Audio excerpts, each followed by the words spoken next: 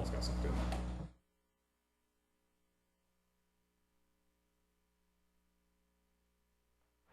Okay, thank you everybody. I'd like to call this special meeting of the Board of Trustees to order. We have a roll call, please. Thank you. Trustee Bauer? Here. Trustee Goldberg? Here.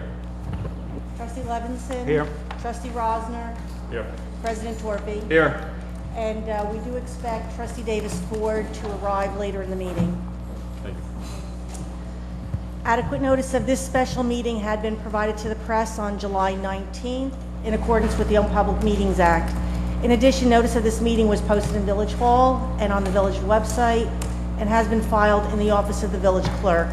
Official action may be taken at tonight's meeting. Thank you. So especially considering how many guests we have tonight, I want to make sure to just let everybody know we have one resolution right now for the board to go into executive session to discuss two topics were noticed. Yeah, let me read the resolution. Okay, thank you. First order of business tonight is we have a resolution to go in executive session. This is Resolution 2012-190, a resolution authorizing executive session at the August 13th, 2012 meeting of the Board of Trustees. At that executive session, we'll be discussing two contract matters. One concerns the 3rd and Valley Street redevelopment project, and the second concerns the former BIFA site redevelopment project. Thank you. So for our purposes of convening an executive session to discuss those two items, we have to come out here first so that we can pass a resolution to go into executive session. However, that also means that we won't be continuing the public session until 8:30 tonight. So when we notice the meeting was noticed as a 7:30, but an 8:30 public start time. So we'll be back out at 8:30, and although as much as I would love to be able to entertain all of the comments and questions that people have that are here tonight, we can't legally discuss an item like that before the time that we noticed the meeting for. So because the meeting was noticed for 8:30, for the public portion to begin at 8:30, to discuss it prior to that would not be legal, and it would also be unfair to people who were expecting to come at 8:30.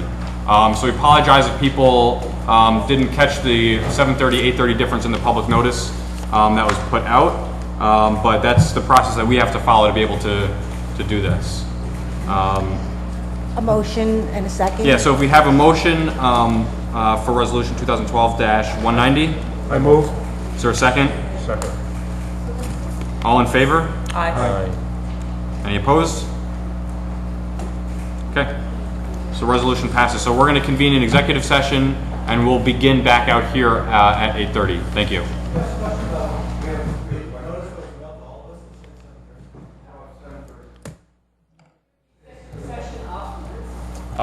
We cannot, and we can't begin sooner than 8:30. It would be illegal to do so. If you notice, if you look at the 7:30 is the beginning of the special meeting where we convene publicly to pass this resolution to go into executive session. I don't remember do you have the exact wording of the? I didn't send.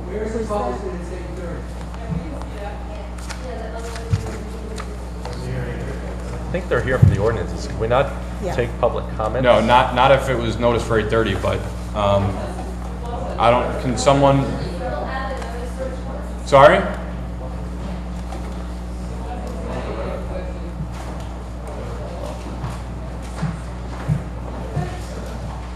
Robin, procedurally, we can't take public comments now and then do it again later? You know, you probably could.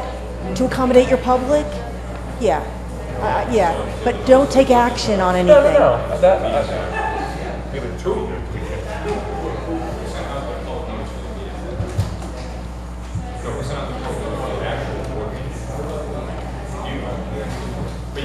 Oh, I do the public noticing. Yeah. Yeah. Do you have that? Downstairs in my file. I guess the question is the notices, the letters. Yeah, the legal notice that you sent out at 8:30. I'll read it for you right now. I'll get it up on the internet. How was your day today?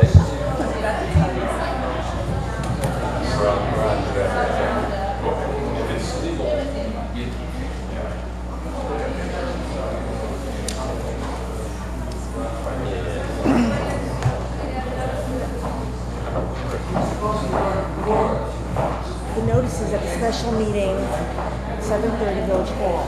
At 7:30, the Board of Trustees will convene an executive session at 8:30 p.m. or soon thereafter. The board will convene an The open. problem is that the ordinance notice that was sent out says something that's not. Right. So, because it's scheduled at 7:30, but it clearly says the board will convene an executive session at 8:30, at 7:30, the board will convene an executive session, and at 8:30 or soon thereafter, open in public. An open session. So we've done it. Also, the problem is that the ordinance notice. The letter. Oh. But this, What you should do.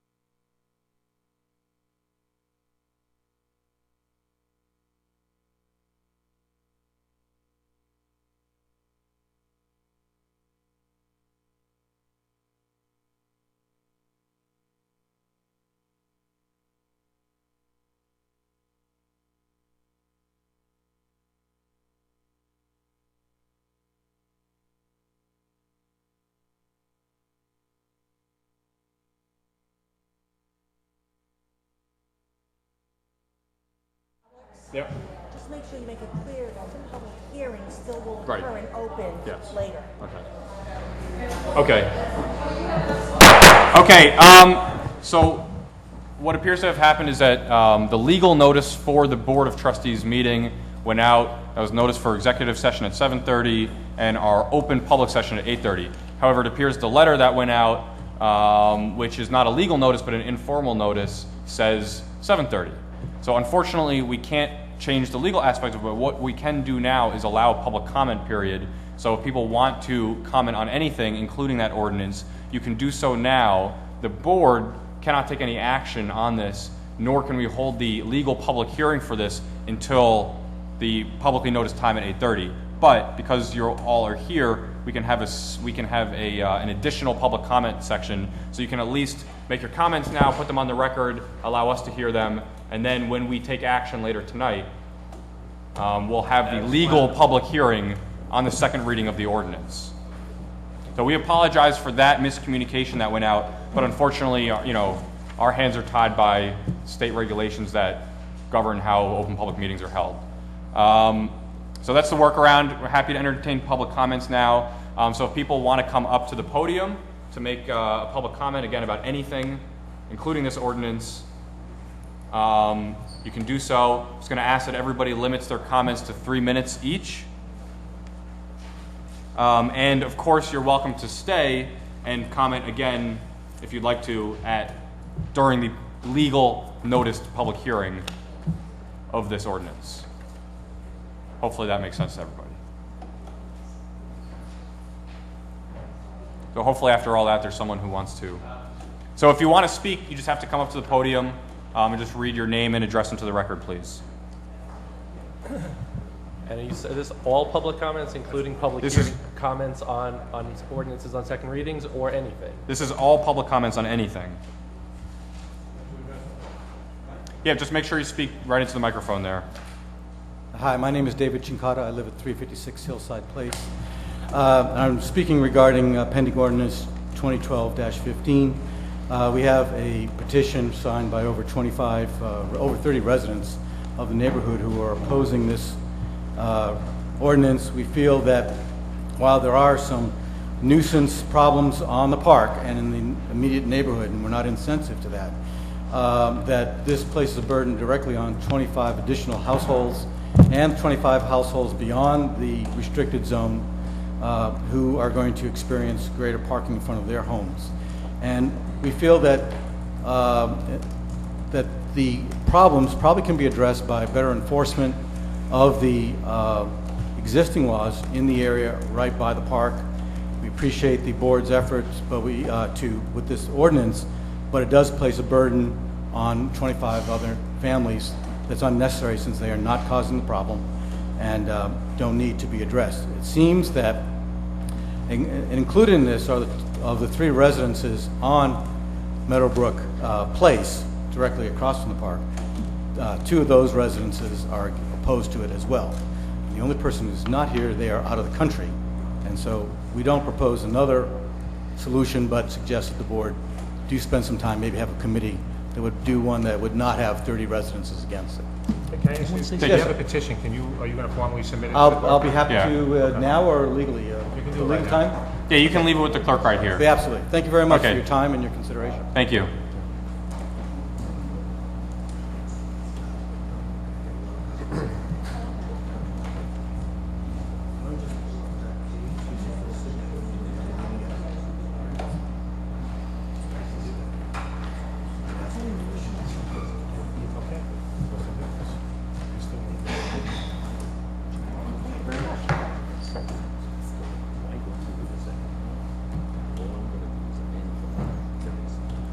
Hey, Okay, I Go just ahead. want to make sure I have everyone's attention.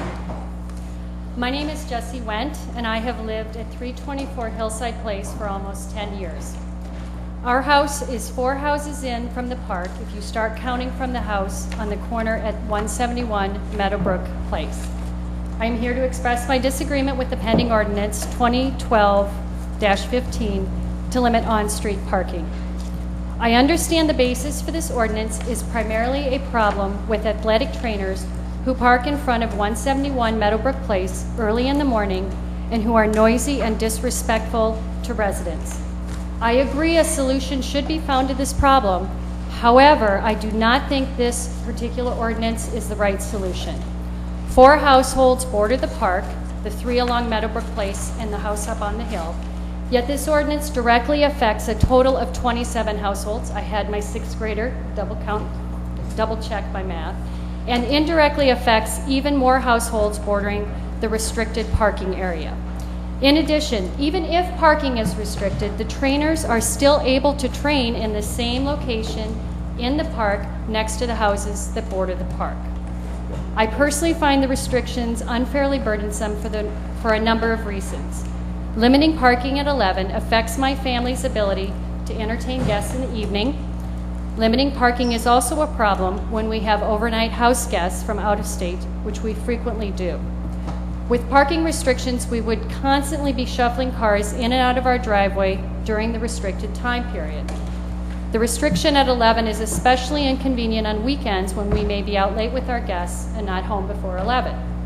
Limiting parking to prior to 9 a.m. is an even bigger problem when we have house guests. Our guests often have to move their vehicles into the street on weekdays to allow my husband and me to leave at different times, but both of us leaving before 9 a.m. Limiting parking prior to 9 a.m. is also a problem when we don't have guests. It varies whether my husband leaves our house first or I do. So inevitably, one of our vehicles has to be moved into the street before 9 a.m. for the other person to get out. And finally, limiting parking prior to 9 a.m. is also a problem for anyone with a house cleaner, a babysitter, a nanny, or a tradesperson who all often come before 9 a.m. As I said before, I am sympathetic to the concerns of our neighbors, and I believe a solution should be found. I just don't think this 30 particular seconds. solution, this particular ordinance is the right solution. And whatever solution you come up with, I believe it should involve input from all of the residents who will be affected. Thank you. thank you.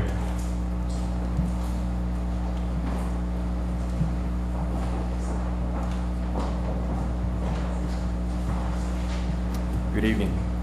My name is Richard Merklinger. I live at 151 Meadowbrook Place, so I'm on the corner just down from the area where everybody's worried about the trainers. My comments are consistent with my 2 neighbors. I object to this, and frankly, I don't understand how 9 o'clock would really help anything, because on Meadowbrook Lane, you can park at 7 a.m. The restriction on the signs is 10 p.m. to 7 a.m., and for town events, 11 p.m. to 7 a.m. So it's a practical matter. My house, 161, 171 are adversely affected for 2 hours, and I really don't think it's going to solve the problem. Also, consistent with what the prior lady said, I think that we have someone that cuts our lawn. They come at 7:30, 8 o'clock in the morning. I had delivery services come early in the morning, and I just had a roof repaired in the front of my house, and the roofers were there at 8 o'clock in the morning. So it's a practical matter. They couldn't be there, and I just don't think that's going to solve our problem. The problem seems to be trainers at one section of the park across from 171, and they're obnoxious people apparently, but I see them in the morning. They don't bother me, and if they wanted to be there, they could park on Meadowbrook Lane and simply walk 100 yards into the park and do the same thing that they're doing right now. So respectfully, I don't think this ordinance is going to solve our problem. Thank you very much. Thank you.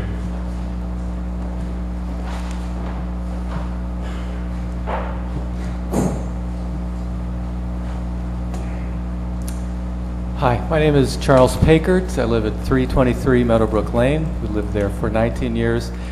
And I just wanted to express my support for the previous speakers against the new proposed parking ordinance. I talked to most of my neighbors in the affected area on Meadowbrook Lane and got their signatures on the petition. They all seem to agree that it's an unnecessary proposal. It seems unduly restrictive. Seems to be an inconvenience when there doesn't seem to be a problem as far as we're concerned, and the current rules seem to be quite adequate. So I think most of the people that I've spoken to on Meadowbrook Lane are opposed to the proposed ordinance. Thank you. Thank you.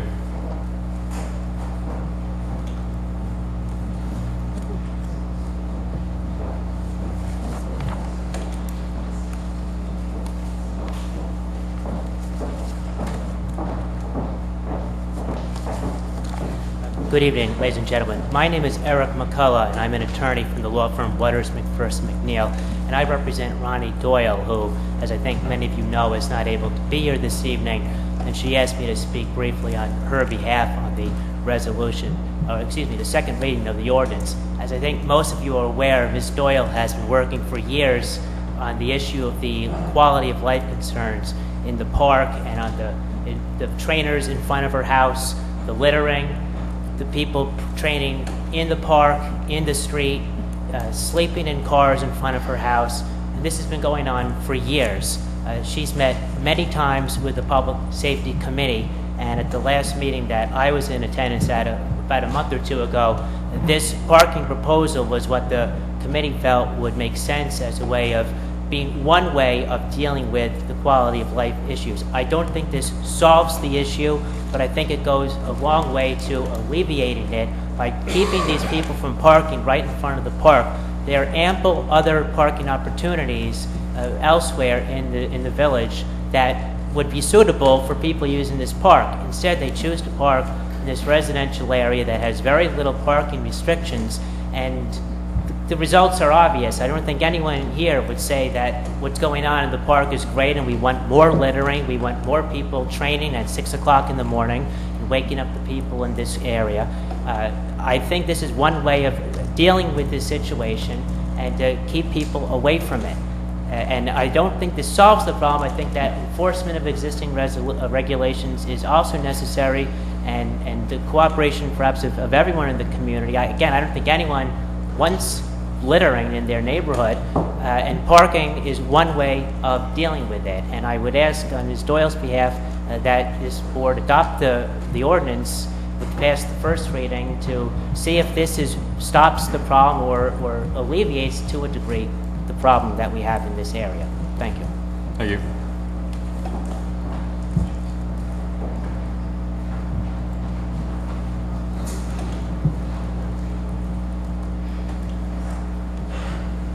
Hi, I'm Bernie Snapak. I live also at 323 Meadowbrook Lane. I take the train early in the morning, anywhere between 6 and 7:30. I do see trainers in the park. I don't see the litter, the problems that people are talking about. I understand that they can't park along the park, but I think a different solution is needed. We also have guests that sometimes come. I can't imagine, let's say it's July 4th and people stay past 11, what are we supposed to do? Should they be crowding up the rest of the block to park? I just think this is not the right solution. If there is a problem, I would hope that you could work on a much better solution. That's fair to everybody, but this is unfair to many more people than it's helping ostensibly. Thank you. Thank you.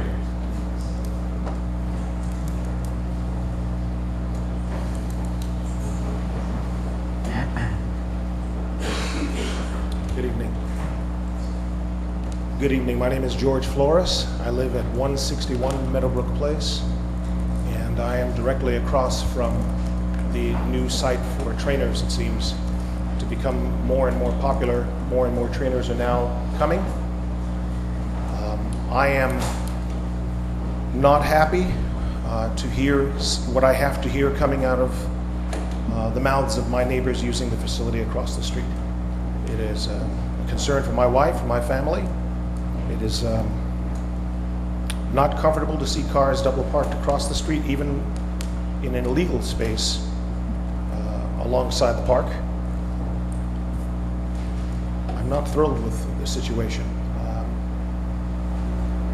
I know that this group is going to come up with something that's fair to all of my neighbors. I will say, though, that to have this parking restriction imposed upon my neighbors on Hillside and on Meadowbrook Lane, it's sad that they would have to suffer because of the difficulty we're experiencing on Meadowbrook Place. Maybe there's another alternative. Maybe, possibly, our trainers could find another part of the park. Park somewhere else. I don't know. It's just currently not a great living situation and disquieting. Thank you. Thank you.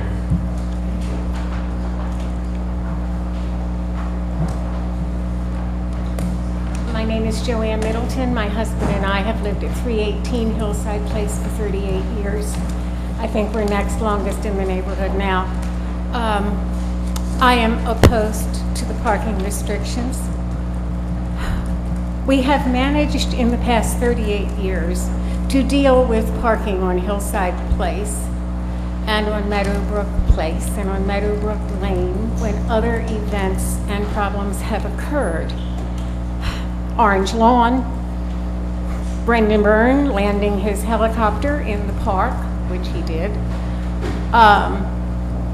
sledding. We have managed to do it without putting undue burdens on everyone in our neighborhood, which is a wonderful neighborhood to live in. It's a wonderful place to raise children. We raised our children there.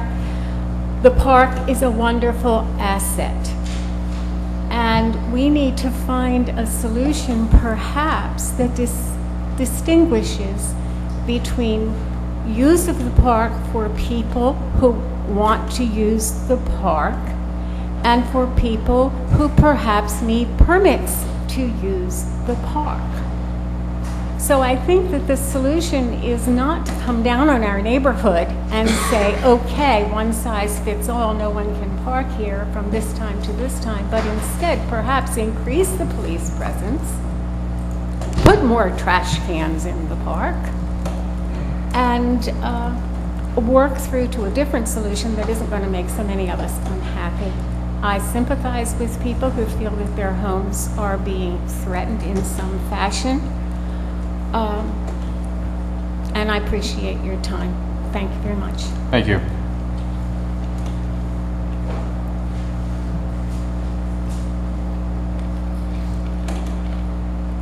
Is there anybody else who wishes to speak at this time?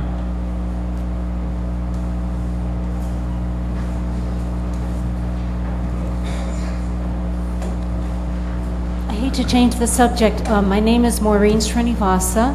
I live at 175 Scotland Road, and I'm here to encourage the county to install a light at the corner of Raymond and Scotland. I don't know if that's open for discussion tonight. I've lived in my home over 25 years, and we have had all of the trees on the curbside knocked down and our bushes trampled upon by cars that were speeding and spinning the corner, and so they would lose control. So I would encourage you to consider installation of a light. Thank you.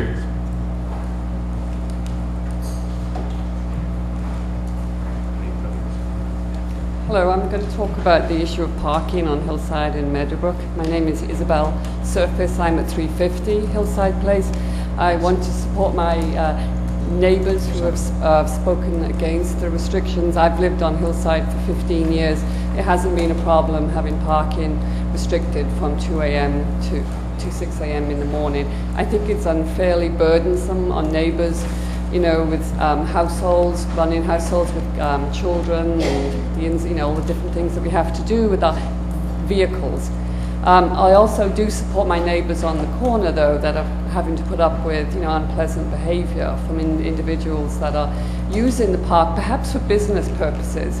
And I thought that wasn't allowed, actually. I thought that was not a park that was used for businesses. And if you were running a business or were organised in that respect, that you had to have a permit and some kind of permission.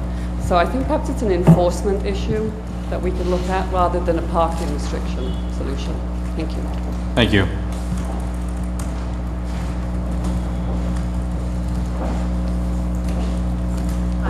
I'm Daria Kamarvik. I live at 351 Hillside Place, and between Meadowbrook and Hillside, I've lived in the neighborhood for 27 years. We've had issues come up, as other residents have told us. They've been resolved. I'd like to express my support for the Doyles, who have been dealing with this issue for at least 2 years.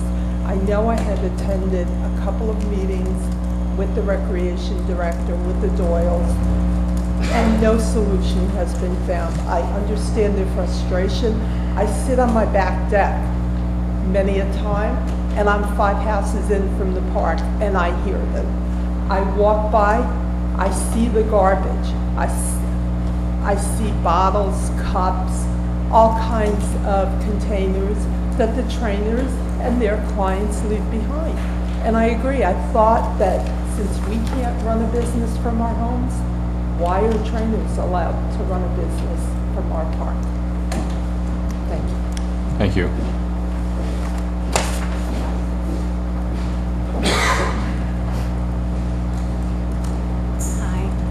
I'm Lisa Fellon from Maplewood. I'll be brief. I'm here on behalf of the numerous Southbound Just School. make sure. I'm sorry? Sorry, just make sure you speak into the microphone. You're not hearing? Oh. I think you're good now. Okay. I'm here on behalf of the numerous Southbound School, South Orange, and Maplewood residents who've expressed their support of the Maplewood South Orange Pool project, either verbally at this podium during recent meetings or through the many letters that were presented to you, including some from the PTA Executive Board and our school principal, Tina Lane. I first want to say we truly appreciate your understanding of the situation and the facts involved and your efforts to work toward a solution for the benefit of the community. As you know, we offered some solutions, including guest summer badges, guest passes that did not require a South Orange resident to be present, offered at a fee that you considered to be fair. We also came up with simple ways to implement these solutions, and other ideas, as you know, recently proposed were the discounted Twilight After 5 idea. And we know that you're working with Maplewood right now on possible solutions. And I just wanted to say, regardless of the outcome with Maplewood, which I truly hope is favorable, we hope you will still consider these other options as a, just in case. And we truly believe that any issue can be worked through. Finding a solution is in the spirit of the intent of the initial donors of the recreational property, and more importantly is simply the right thing to do for the children in the community who are currently experiencing the difficulties of summers without their school friends. Again, we truly appreciate the situation, the effort that you have made, that you're making to help these children. We'd also like to offer our support in any way that we can to help if there's a public opportunity or public meetings to do so. As you know, we've done a lot of research and we have a lot of insight to share. And then just finally, I just wanted to ask, I know at the meeting 2 weeks ago, Trustee Gould, who I see is not here today, proposed a solution that involved, South Orange offering limited number of guest badges to Maplewood residents with the hope of a reciprocal arrangement with Maplewood Pool, and we were just hoping that you could provide us with an update, and that's really all I'm asking here today. And again, we truly, we know you get it, we know you understand the situation. We want to thank you for working with us. Thank you. As far as an update, Lisa, I was under the impression you guys went to the Maplewood Township Committee and they were giving it consideration. I think They're giving consideration. I just don't know if anything's happened in the last week. That's all I'm asking. I'm just in case, we just wanted to I think ask. that's the only update there is. I don't think we've heard anything. The update you on the committee report, so let's measure that. Okay, that's all. Thank you. Thank you.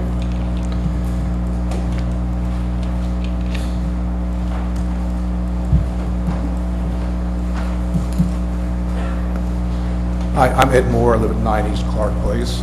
I'm here to talk about light on Scotland Road. This has been going on maybe for a year. John Samaro, who's not here tonight, has been working hard with the county. The county has got involved in this. It is a county road. The county thinks we need a light there for safety reasons. The county has agreed to pay for this light. And why are we stalling? Why are we waiting? What's holding us up? So tonight, hopefully, we can come to some conclusion on this long overdue issue. Thank you. Thank you.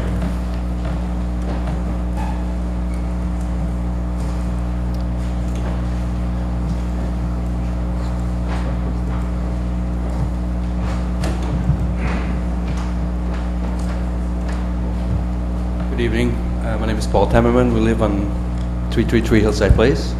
And I just wanted to reinforce my neighbor's disagreement on changing the ordinance of limiting parking. There's lots of issues around the park. We're about 4 houses from the park. And I do acknowledge, I do know that there is a serious problem with the trainers especially, and other cars that leave garbage behind. However, I don't think this is a solution. There must be a better solution to prevent these people from coming. The litter solution, I think, would be easily solved by putting a few signs up and putting a stiff fine for leaving garbage around. The garbage has been a serious problem for many years. People come and wash their cars. They leave tires behind sometimes. I've seen as much as a toaster oven in one of the garbage cans. At least it was in the garbage can, but people leave litter. Anyways, that's all I have to say. I just want to support my neighbors. Thank you. Thank you. Thank you.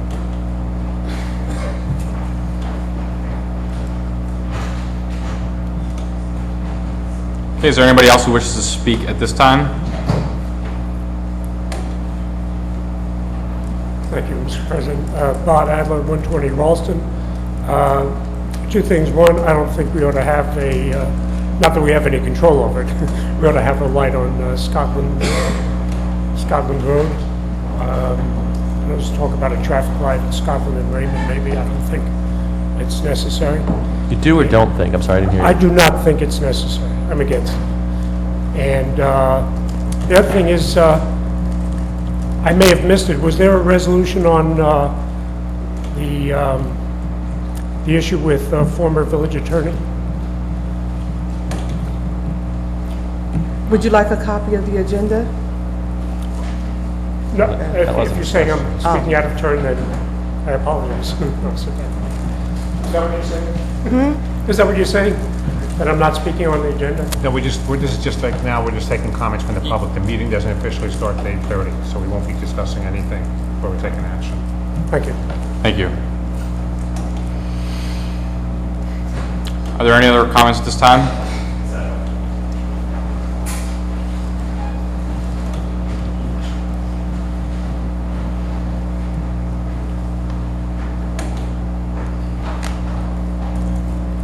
Good evening. My name is Charles Couch, and I live at 64 Raymond Avenue. And I guess it's so much a comment about the light as more of a point of clarification. We're not quite certain as residents at this intersection whether you're for it or against it. What exactly is the county asking the township to do? And what is the council being asked to discuss on this issue? Because I think there's some confusion on the part of the residents, as if the county is going to do it, if the county is looking to South Orange to do it, kind of what's where do things stand? I noticed it wasn't even on tonight's agenda. I can I'm give sorry, you a I'm sorry, we're not really in a position to get into a back and Right. forth about this right now. If it's brought up during one of the committee updates, we can discuss it then. If you also like to leave your information with the clerk, we can make sure to get back to you with that information. Is there a resolution pending? If it's not on the agenda, and you saw the agenda, so Okay, no. so there's no resolution pending, no request from the county to install a traffic light.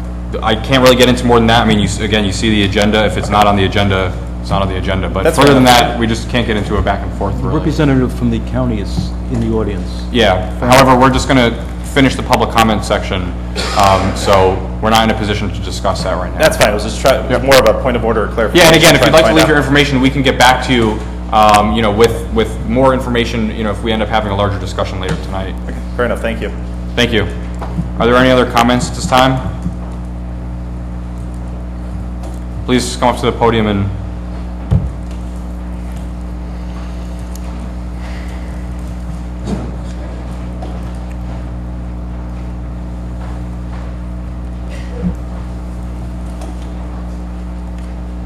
Hi, good evening, everyone. My name is Dana Lowe. I'm a resident on 72 Raymond Avenue for the past 12 years.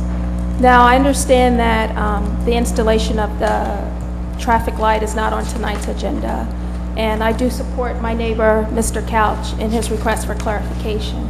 But I would also just want it to be on the record that as someone who would be directly impacted by the installation of the light, I don't feel that it's necessary at this time as well.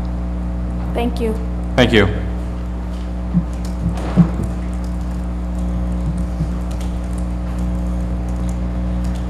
Is there anybody else? Okay. So again, I want to apologize for the miscommunication. That's a clerical error on our part that put out that particular informal notice for 7:30 p.m. when the public session was supposed to begin at 8:30 p.m. Hopefully this chance to give your comments helped a little bit. We'll have our discussion later in the evening when we convene back into our public session. And like always, if anybody does want an update on a particular subject, you can always leave your information with the village clerk, and we can make sure to contact you afterwards. Alex, we're not doing it won't be taking any action, but we let the proclamation be done for Mr. DeBowie so his family doesn't have to wait here for the hour. I know you hate doing this. Sure. It takes 2 minutes, man. He just has to keep his speech short. Okay, I'll be happy to read this, and then we'll convene in our executive session. Thank you. So this is a proclamation honoring Jeff DeBowie for his leadership and service as a commissioner of the South Orange Parking Authority from 1999 till 2012. Whereas Commissioner Jeff DeBowie, a 20-year resident of the Township of South Orange Village, married his wife Helen of 23 years, and father of 3 children, has demonstrated the true meaning of civic duty by volunteering to be a commissioner on the South Orange Parking Authority for the last 13 years. And whereas Commissioner DeBowie, having alternatively served as chairman, vice chairman, and treasurer, demonstrating both skill and commitment throughout his 13-year term as a commissioner. And whereas during his tenure as a commissioner, Jeff DeBowie has sacrificed his golf game to serve on the downtown management committees, redevelopment committees, special improvement district committees, also serving as a treasurer of Main Street and as a past member and vice president of the Villagers Club. And whereas Commissioner Jeff DeBowie has been a true advocate and supporter of all citizens and businesses in the village of South Orange, working enthusiastically and tirelessly on behalf of the interests of those whom he was appointed to serve. And whereas under Commissioner DeBowie's leadership and guidance, the South Orange Parking Authority has successfully implemented a jitney bus service, increased parking through public-private partnerships, introduced electronic pay meters, pay stations, smart park cards, other infrastructure improvements, trimmed long parking waiting lists, increased enforcement, and helped lay the groundwork for additional innovative cost-saving endeavors in the future. Now, therefore, the Board of Trustees, the Township of South Orange Village, on behalf of the Parking Authority Board of Commissioners, its staff, and all of the residents of South Orange, do hereby express sincere and heartfelt appreciation to Jeff DeBowie for his devoted and dedicated service to the South Orange Parking Authority and Village of South Orange as a whole, and wish him success in all future endeavors. Congratulations.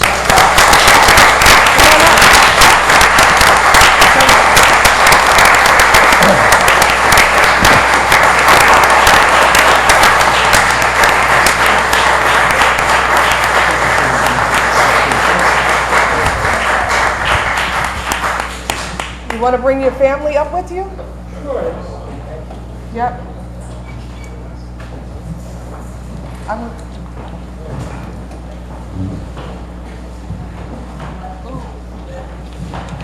Say a few words. Sure, I'll say just a few. I'm still waiting for that guy you were just talking about to come in.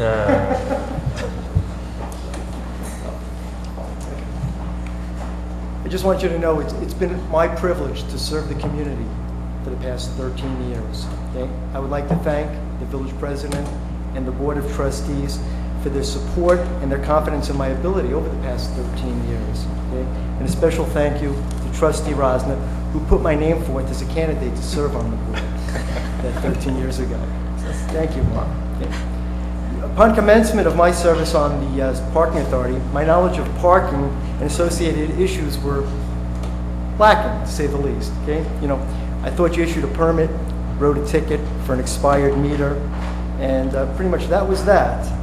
But I've since learned it's a bit more complicated than that, and the importance of parking is a direct effect on the quality of life in a community.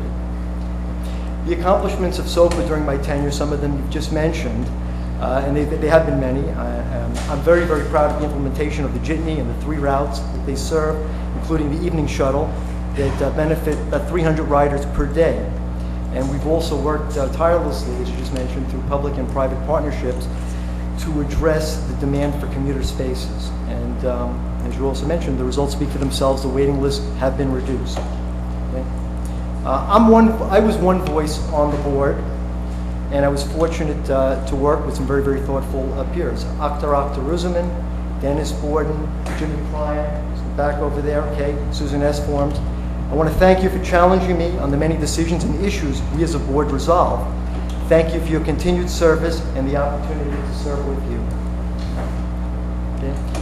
It has been a pleasure to work with Mark Hartwick, our Executive Director.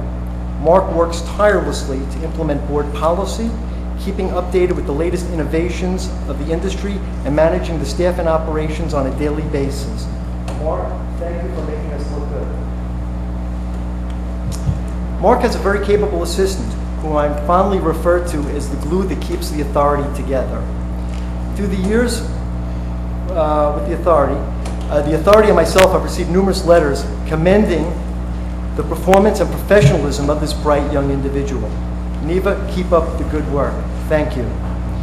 Many thanks to the parking enforcement officers, the bus drivers, mechanics, and other office staff that enable SOPA to be an exemplary organization. Last but not least, my public service would not be possible without the support of my family, who are here with me this evening. They have endured my many, many, many meetings, as you all well know, because you do the same thing multiplied many times over.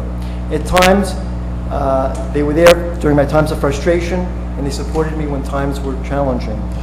Helen, Sydney, Jenna, Adam, thank you. Mr. Dubui, I have one question.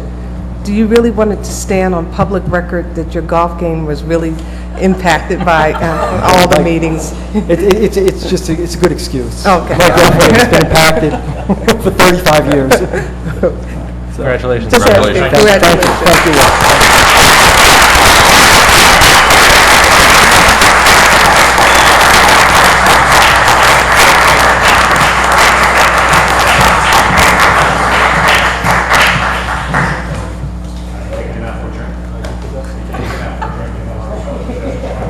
Okay, well, thank you, everybody, and we're sorry again for the confusion about the notice times. And we'll convene in our closed session to discuss the 2 contract matters, Third and Valley redevelopment and the former Byford site redevelopment, and we will reconvene shortly thereafter, 8:30. Thank you.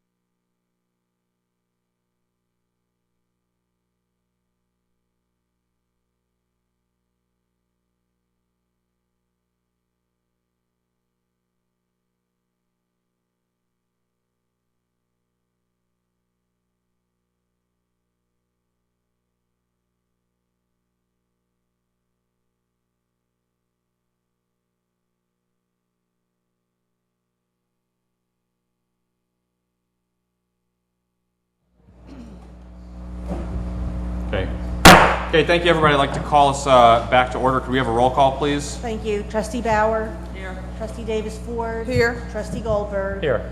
Trustee Levinson. Trustee Rosner. Present. And President Torpey. Here. Thank you. Okay, I'd like to ask everybody to stand. Pledge allegiance. Pledge allegiance to the flag of the United States of America and to the republic for which it stands, one nation, under God, indivisible, with liberty and justice for all. Please stay standing for a moment of silence.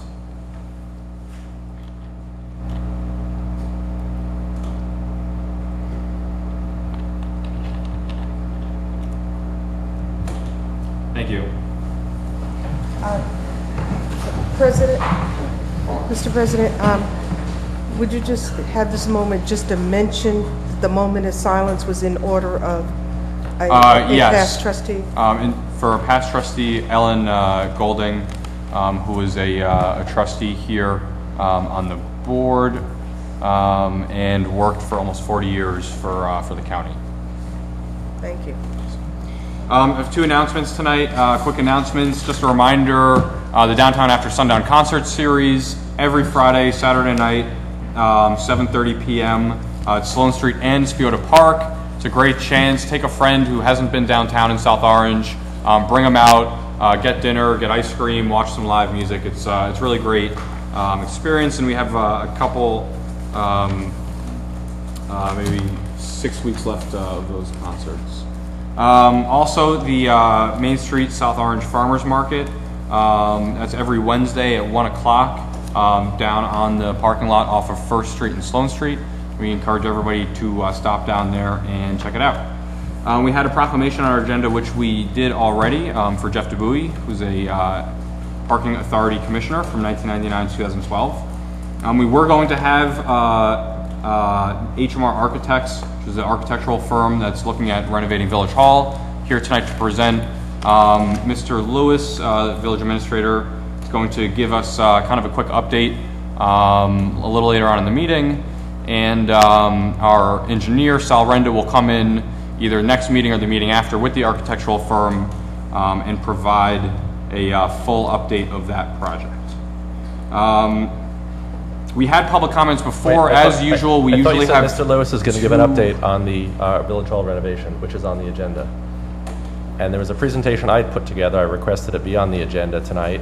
I was told it would be on the agenda, and I was prepared to share some commentary about where we are on the timeline and the cost for this project. Last time we did this presentation, it was December of 2011. I think the public wants to know where are we with respect to time and cost. And there was I think you're right. However, the architects aren't here. Our engineer isn't here. Mr. Lewis is going to be doing the update tonight. But thank you for putting together the information, and we'll absolutely be able to provide that for the public when our engineer and the architectural firm that's working on the project is here, as they are the best people to speak about this. So and I'd like to move on to our public comment period. Are not being put on that are being requested. Thank you. You can't Okay. Our public comment section, we have two public comment sections for every meeting. We had one before. If anybody would like to come speak now about any issue, please feel free to do so. Just say your name and address into the microphone.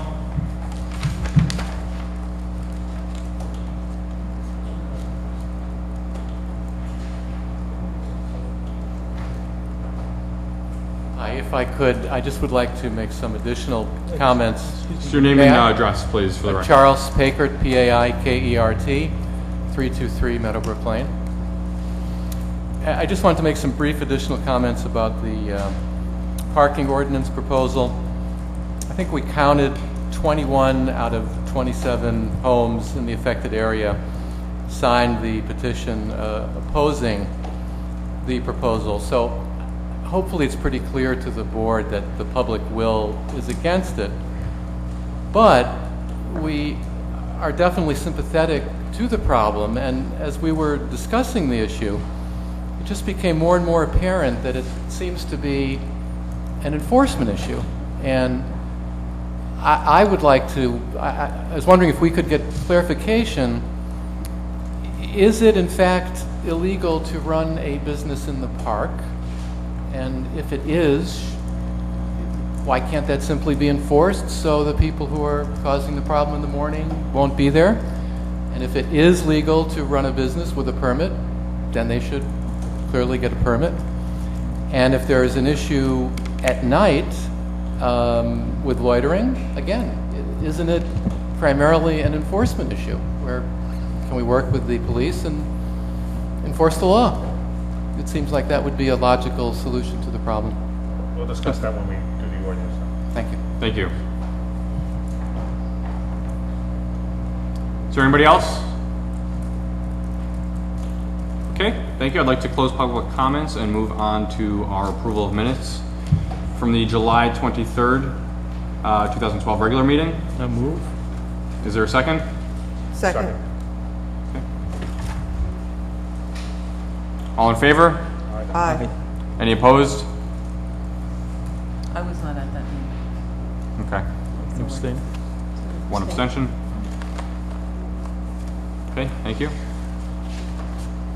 We have a couple ordinances for second reading and public hearing this evening. Thank you. We have ordinance 2012. This is an ordinance regulating the purchase and sale of used jewelry. Can we have Okay. another explanation of the ordinance? Yeah, this was an ordinance that I think came out of the Public Safety Committee.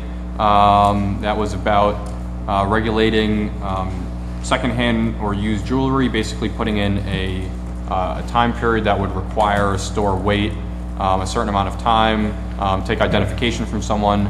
There are some cities that do this. The idea is to try and cut down on stolen merchandise being sold to a jewelry store and then them selling it back to somebody else. And to elaborate on, this ordinance was based on ordinances, it was based on a recommendation from the police department. They thought it would be helpful for their investigations. It's based on an ordinance that exists in other municipalities, notably Newark has a similar ordinance, Elizabeth, New Jersey has a similar ordinance, and I believe there's a number of others, but those were the two specifically that we had reviewed. And we, I think, revised or came to agreement of a shorter hold time. 72 hours. Okay, is there any more discussion or motion? I'm sorry, before I ask for a motion, I'd like to open this ordinance up for a public hearing. So if anybody has a comment for this ordinance, please come to the podium. Okay, seeing as there are no members of the public who wish to speak on this ordinance, I'd like to close the public hearing and ask for a motion. I'd like to ask Steve a question. Does this apply to all merchants? It applies to any merchant that is engaged in that business. in this Buying and selling? The mic. It applies to any merchant that's engaging in this kind of commerce. But that could be anybody? Could be anybody. Okay. That's the question.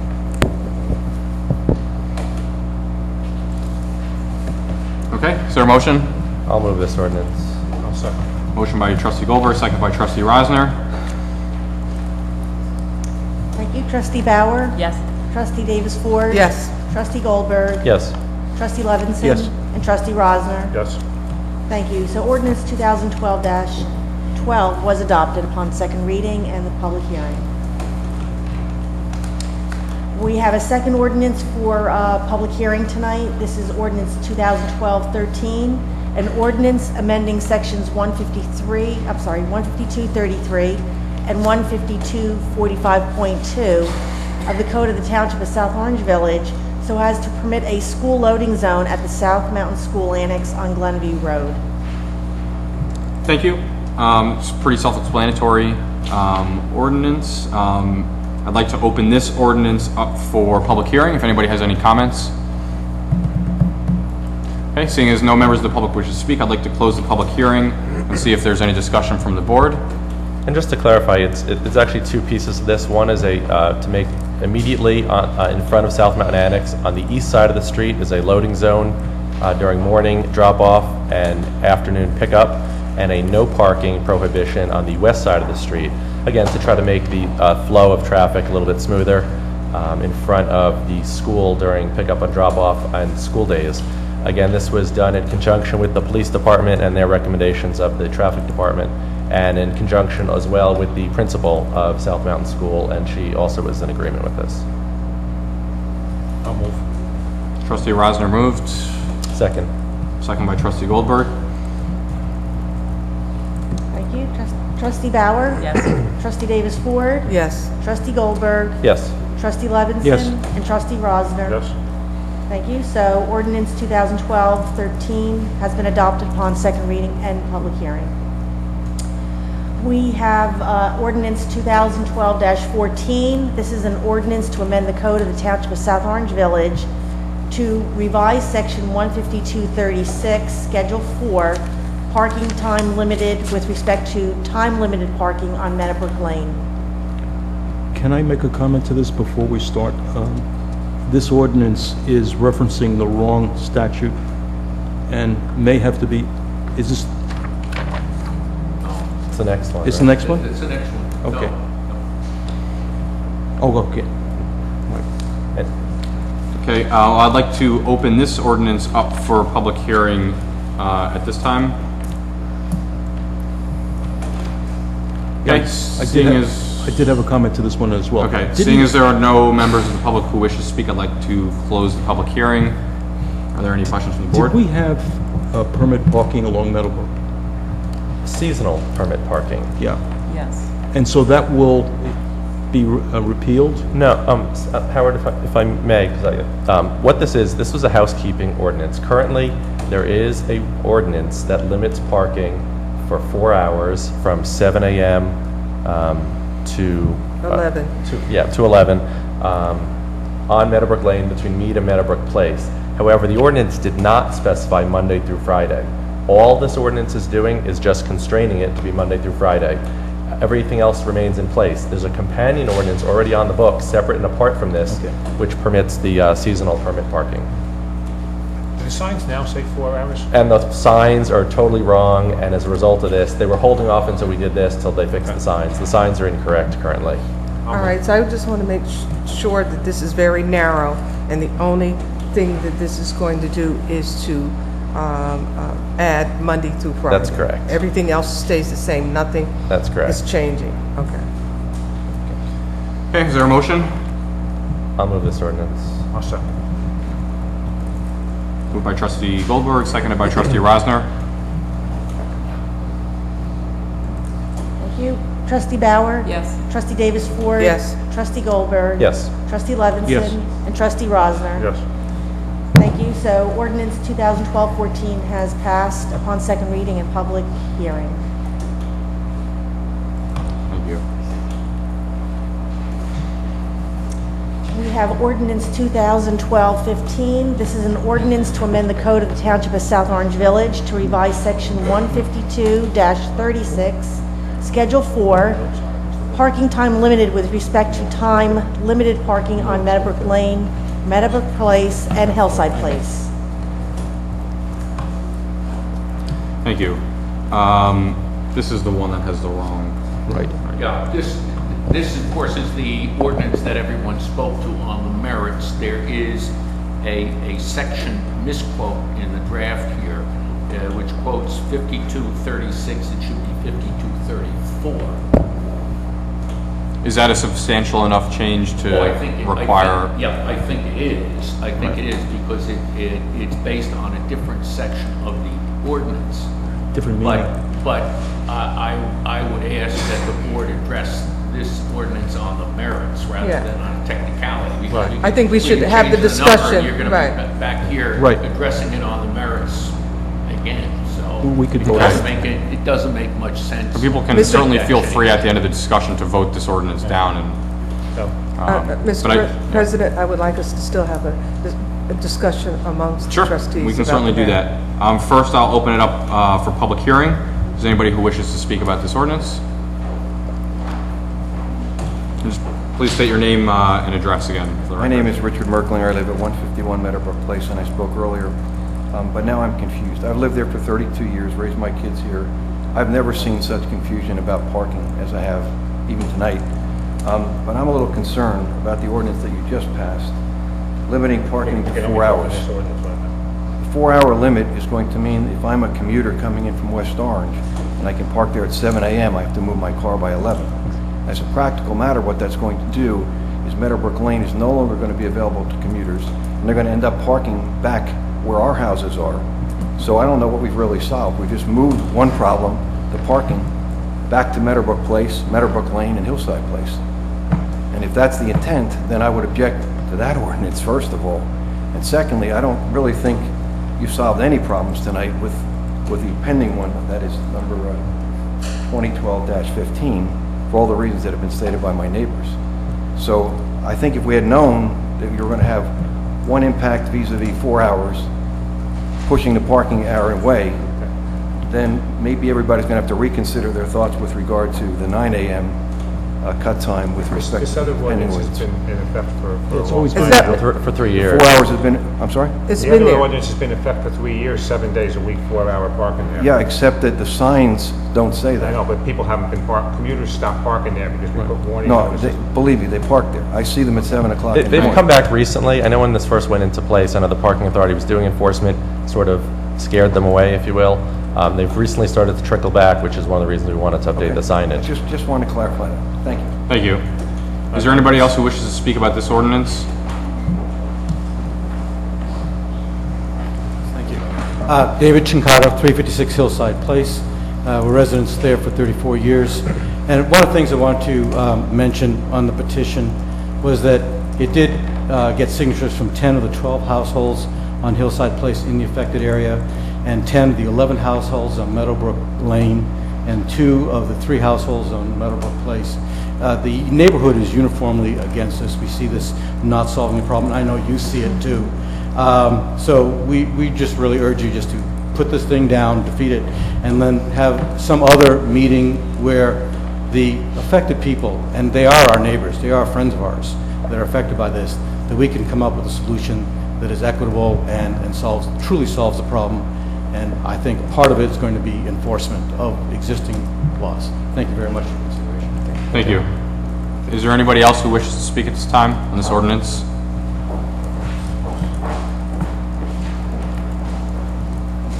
Yes, Daria Kanarvik, 351 Hillside Place. I would just like to reiterate what Dave said in the end, that we not drop the ball. This has been addressed to the Recreation Committee for 2 years, and there has been no resolution. Now this ordinance has come up. Obviously, the neighborhood is not in support of the ordinance, but the problem doesn't go away. You need So, to talk in the mic. please, I implore you to address the issue. Thank you. Thank you.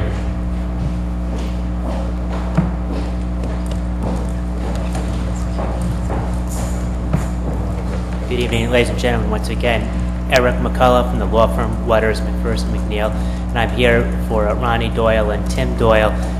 I've heard what the neighbors have said, and I certainly sympathize. If not this solution, then some solution is definitely needed. And the neighbors who live there and deal with this every day, including my clients, say a lot of it is an enforcement issue. If that's it, please, let's do something. If not this, then something to resolve this problem. And I don't know what the solution is. Tonight, we've been looking at it. We've made some suggestions in the Public Safety Committee meetings that Ms. Doyle has attended and I attended, and something should be done. And again, if not this particular ordinance, then something. And it may be as simple as enforcing the existing ordinances. If they aren't adequate and the parking is not the solution, then something else should be done. So I trust and I get the sense from the public comments and what I'm reading from the board that this is not the end of it. If the ordinance is voted down, that this will not be the end of this issue, and I appreciate your time. Thank you. Thank you. Is there anybody else who wishes to speak about this ordinance? Okay, I'd like to close the public hearing and open it up for a board discussion. Mr. President, I would like to make a statement and then ask a couple of questions, if I may. I recall a couple of years ago when we were trying to solve a parking issue, and we had some discussion, had an ordinance, and put it into place, and come to find out, other residents in the area who felt that this negatively impact them, this decision that we made to change the parking rules. So this is a lesson learned. I see this ordinance here for second reading, and it appears that perhaps that it would have been more constructive and we would be better informed to make decisions addressing this problem if we had ensured that every resident on those 3 streets, all of them came together and we got a consensus regarding that. A gentleman in the neighborhood came up and gave us some information that they took a survey or a poll, and the majority of the residents, except for 3, are against this existing ordinance. So for me, it's a no-brainer that I cannot support that when you have the majority of the people against it.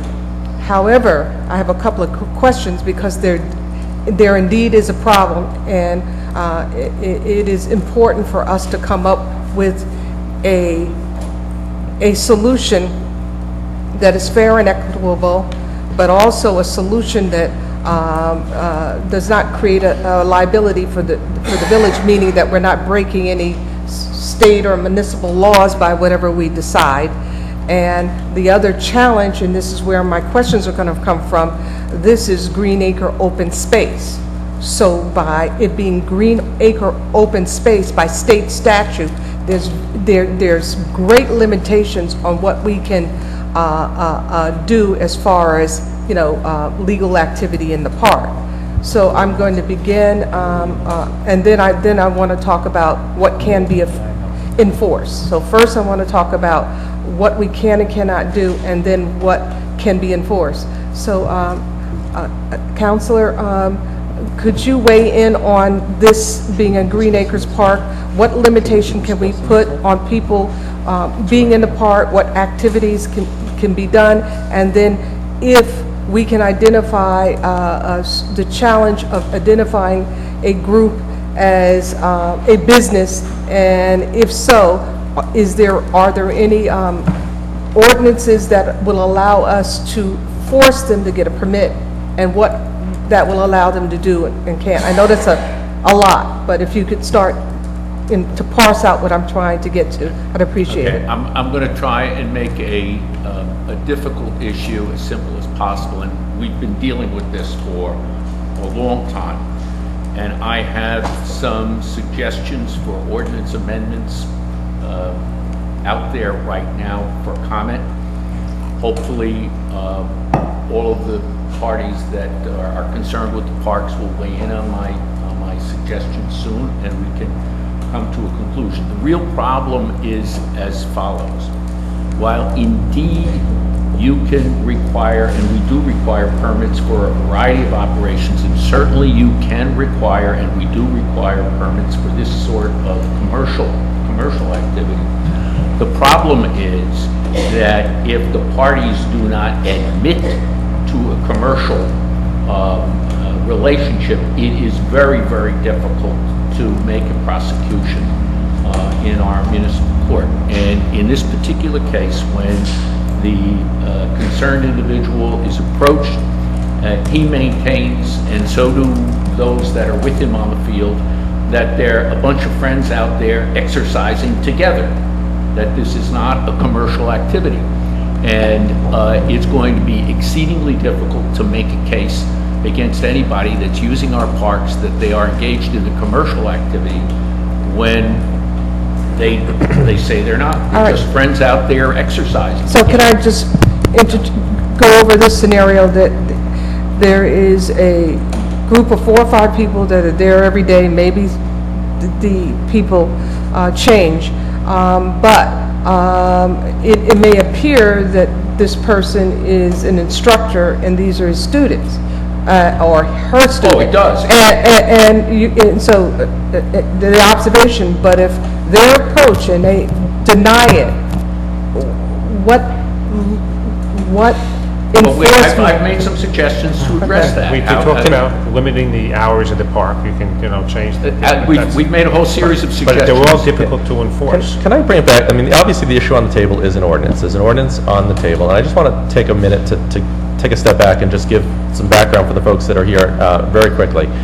This is something that, as Mr. McCullough said, has been dealing with for a couple of years. His client has been very, very vocal. She lives on the park. She's being adversely affected by the quality of life issues, and we're all very sympathetic to that. Recently, it came to the Public Safety Committee, and actually it came a while ago, and we told her, number one, we need to ensure that there is consensus among your neighbors. That was first and foremost.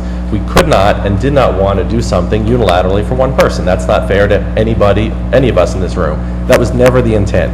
So number one, we asked her to ensure there was consensus. She came back to us and assured us there was consensus.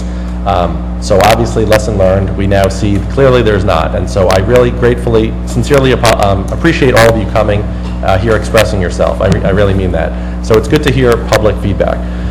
The other thing is, when we did consider this as an ordinance, we kind of took her word, but we said, you know what, if there is opposition, we'll hear it when there's this ordinance is on second reading. This was never meant to be a done deal, and this is just a formality. This was an intent to ferret out and solicit feedback, which is exactly what's occurred today. So this is the way the process is supposed to work. It was never intended to be punitive. The one other thing I wanted to say is because the person that was complaining was on Meadowbrook Place, we were concerned that if we did restrict parking on Meadowbrook Place alone, it would push the problem to Hillside and Meadowbrook Lane. The goal was never to punish you folks on Hillside and Meadowbrook. The goal was to prevent the pushing of the problem to you. So again, the intent was good. But clearly, a majority of the folks here don't support that, and I certainly respect that. The one other thing I wanted to share is this was always intended to be a multi-prong approach, as council just alluded to. There was the parking piece, and I know some of you said this won't solve the problem. We're in full agreement. We never thought this would solve the problem. It would be one part of a multi-prong approach. Parking would be one piece of it, perhaps permits, as council said, perhaps some other things. Council has drafted an ordinance that's being reviewed. So this was meant to be a holistic view, and this was one piece of that puzzle. Again, I think your feedback was heard loud and clear, and very clearly. There's not consensus on this issue as we thought there was. Clearly, the residents feel it's punitive, which was never the intent. There were things, some people raised the concern about guests staying late and that being a problem. We had talked about this with the police chief and the parking authority director, and there are ways to deal with that, just like overnight parking today. You can't park on the street from 2 a.m. to 6 a.m. There would have been the same sort of exemptions, if you will. You could have called for permission for guests staying late. All that, so we had given consideration to that. However, we realized the hardship and the problems and the disappointment and frustration you all feel about this. I can't, in good faith, hearing all this feedback, go forward with this ordinance. I think we need to either strike it or vote it down, or whatever the process would be. I think it needs to be revisited and rethought through based on the feedback. And that was the goal here tonight, was to get the feedback which we've received loud and clear. We specifically even said when we passed on the first reading last month, once the notice goes out, we'll see exactly what kind of feedback there is, and that's the only way to do it. And I'll also say that we've talked about it on the Recreation Committee on and off with the Doyles and one other couple for many years, and the problems have been manifold. Enforcement is near impossible for the reasons that the attorney had explained. It's also the same problem we have when a group of people come and play soccer at whatever time of morning, and as the recreation director pointed out, well, if it's a bunch of neighborhood kids all getting together playing soccer, that can't be treated any differently than if you have 15 or 20 people who come from a different town and park. It's an open park, and people can do that. The only way we can do it is we can shut down those fields for certain times a day or for specific activities, but that's uniform to everybody. So if we don't allow soccer for one group, we can't allow soccer for any groups, and we can say we're only going to allow the field to be used from X hours to, from 9 a.m. to whatever, which I still think is a better solution. My problem with the parking solution, which I always felt would never really quite do it, is that people would wind up parking either at the Baird Center and walking over, or parking at on Ridgewood Road or some other street for a few hours. So I agree that we have to find other solutions. Also, the littering problem, which is an issue, hopefully the police chief will heard what was said tonight and go down there and send someone down there, during the mornings to make sure people aren't littering or making screaming and shouting. I don't know. I mean, What? we really need to talk about, I think, constructively, and this has to go back into the committee, and I suggest that we do that, and then come up with a proposal for our next meeting, which is September the 10th, because this really needs some time to talk about it. It's the areas of problems have been easily identified: litter,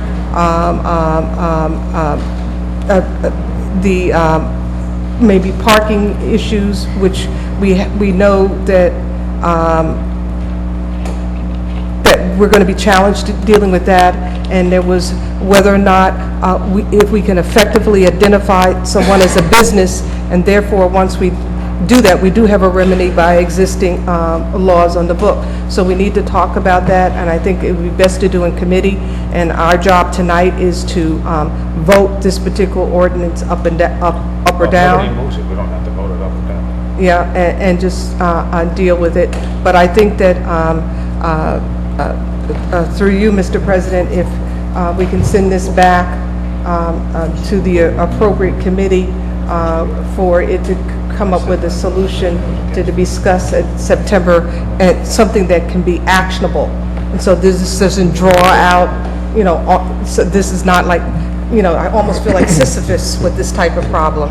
So, I would suggest that through you, Mr. President, if you would send this back to committee with some definite solutions on the areas that have been identified that we can have some effect. Yeah, as Trustee Rosner said, if nobody moves it, the ordinance dies. Okay. And if the Public Safety Committee is willing to, take some of the feedback that we heard tonight and rework this and bring it back, I think that sounds like it'd be agreeable to everybody. Yeah, we're not, Public Safety's not meeting this month in August for the summer, but we are reconvening in September. So I would certainly invite Mr. McCullough as well as his client, Ms. Doyle. And I didn't catch your last name, Richard, David, the one with the petition? Oh, with the petition. I don't know if you have you have to answer, but or you could just nod your head. I don't know if you have your neighbor's email addresses, or if you could leave your contact information with the clerk. If you could be the point of contact to do the petition, we'd be happy to let you know when the meeting is. Happy to have all of you come back and let's brainstorm and figure out what's going to work, for everybody as a consensus, not just a single household, which was never the intent here. Yeah, I just want to be clear as far as an ordinance being on second reading, just to, if there's no motion, we don't have to vote it down, it'll die, and is that correct, Ms. Klein? Is that correct? Let's vote it down. Okay. Yes, let's vote it down. Just to make that a little cleaner. All right, do we have a motion? Move it. Is there a second? I second. Okay. Motion by Trustee Levison, seconded by Trustee Davis Ford. Thank you. Trustee Bauer?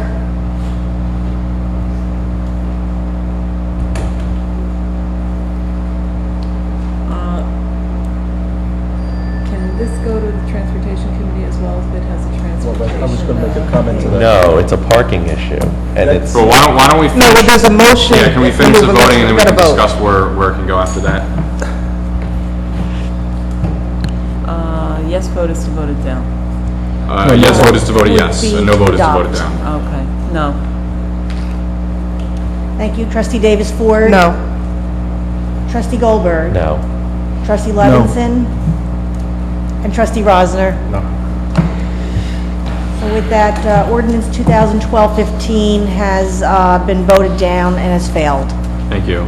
But Trustee Bauer, your suggestion was the Transportation Advisory Committee? Yeah, I think the Transportation Advisory Committee needs to be consulted on ordinances that relate to parking as well as other use of the streets. Why not the parking authority?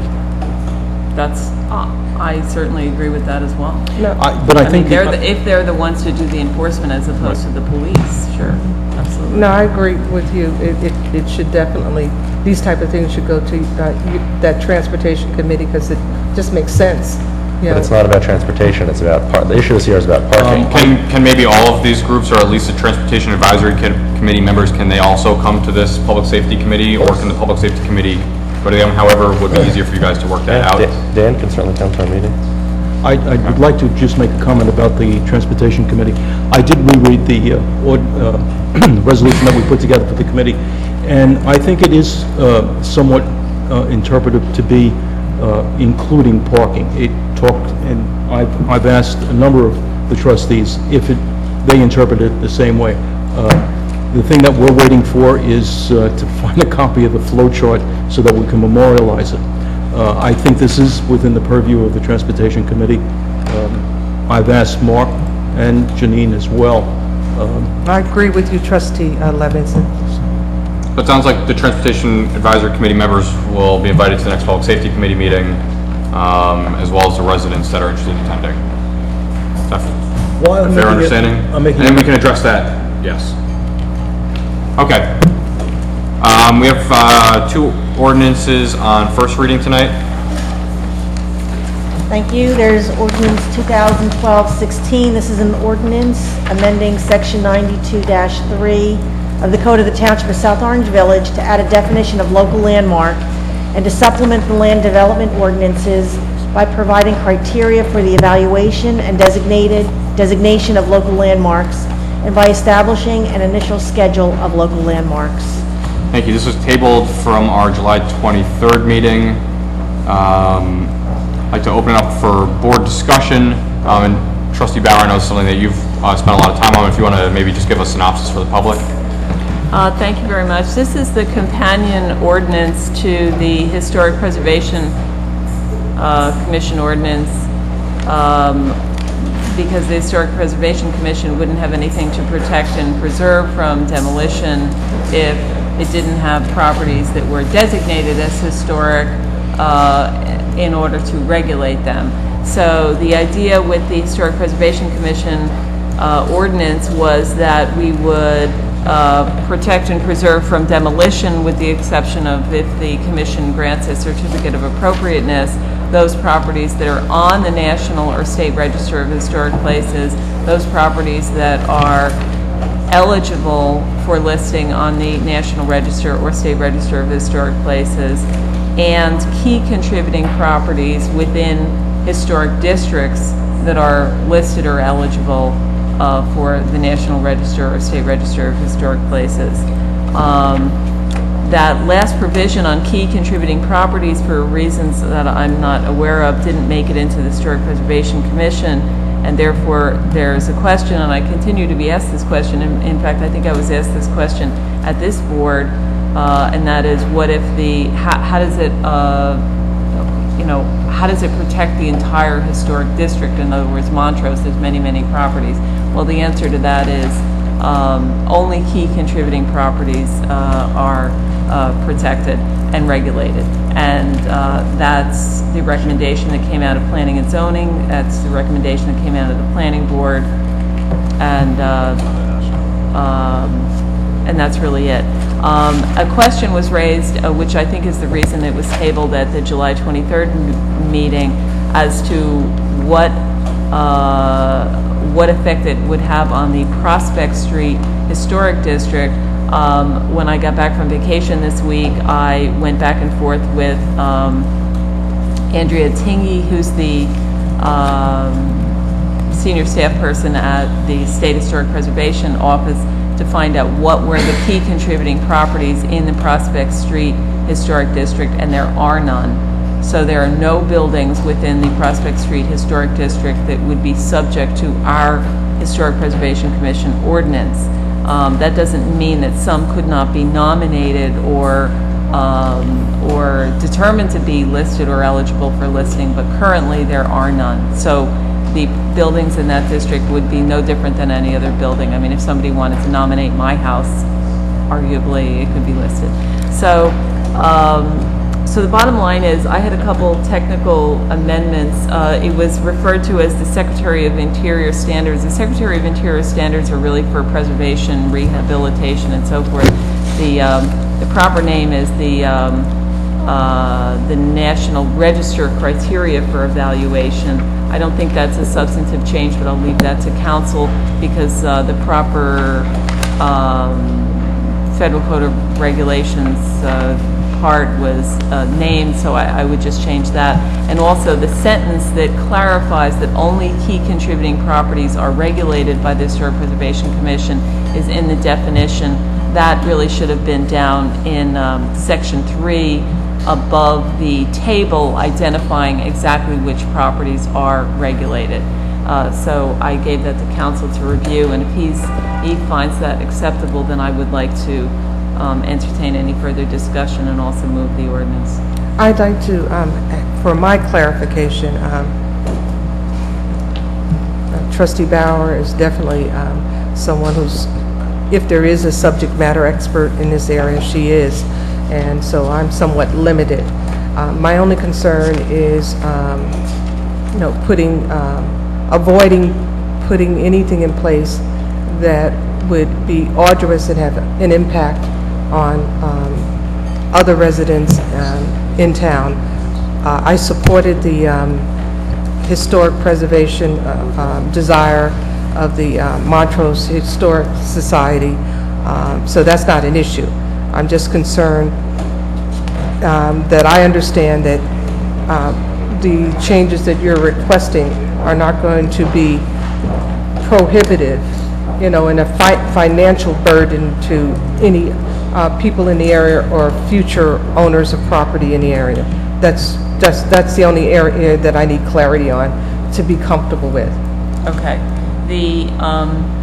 Like I said, this is the companion piece to the Historic Preservation Commission. So the Historic Preservation Commission only regulates demolition of the facade facing a street, and subdivision where the subdivision would result in a variance from the zoning, essentially, which is everywhere based on what our frontage requirements are. So the only people that will be affected are people that want to demolish an historic property that's on the list in the ordinance today, no one else, or people who want to demolish the facade of those properties, or people who want to subdivide one of those properties and build on, assuming there was a side yard or something like that. But like I said, that would be completely, even without the Historic Preservation Commission ordinance, that would be against our zoning ordinance. It would be unlikely to be approved.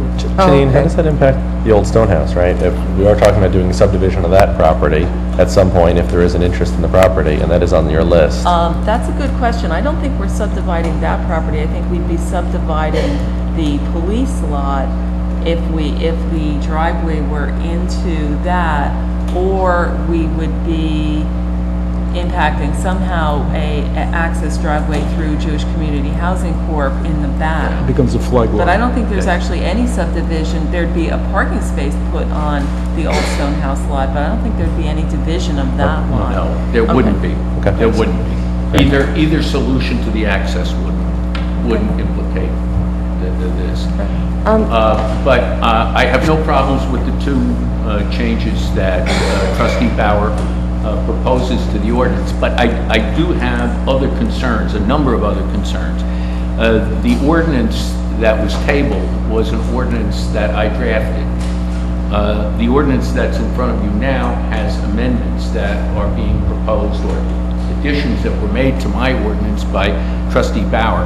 And in the main, those revisions to that ordinance address a very fundamental issue, which relates to the use of the term landmark. It was something that I opposed because the word landmark doesn't appear anywhere in our historic preservation ordinance. And some of the changes that Trustee Bauer made to the ordinance were made to accommodate this mismatch that has occurred between this ordinance and the historic preservation ordinance. I would have preferred an amendment of that preservation ordinance to include the term landmark, rather than to add this language, which makes the ordinance somewhat confusing in my opinion. But rather than hold up a vote on the ordinance now, it has to go to the planning board in any event. What I would intend to do is, in conjunction with counsel to the planning board, to address some of the concerns that I have in the language, which relates to this mismatch between the two ordinances. So would it make sense, at some point and help me with the process that the language in the historic preservation and this somehow be amended so... Nomenclature. Yeah, I mean, that makes sense. So is that a simple fix? Pardon? Is that a simple fix? We might as well fix it. I would have fixed it by simply amending the HPAC ordinance by including landmark. So why don't we do that? You certainly can, and it's probably something I would propose to the planning board. I mean, if we understand that we have these two ordinances that that coexist together. They have to work together. They have to work together. Absolutely. It seems idiotic to have different terminologies in two ordinances that coexist together. That's not rocket science. It's common sense. Why don't we fix it now? I'm actually, Steve, are you proposing that we pass this ordinance in theory tonight, then it goes to the planning board, we come back and revise? We can revise the language, and I would propose that we amend the HPAC in any event to include the term landmark. You're saying, let me just follow the process, please. You're saying that we should go ahead and pass this. It's going to the planning board. When it comes back, we're going to do a revised version of this potentially and the HPAC ordinance at the same time. I think that's what you're suggesting is. I think that's going to happen. Okay. Do you have any comment on that? No. Okay, so it addresses the language. I'll move this for the first reading. Understand? I just have another question, though. I don't want to wait. Wait, I'm not finished. I have another question. Excuse me? Go on. I'm just sitting here watching.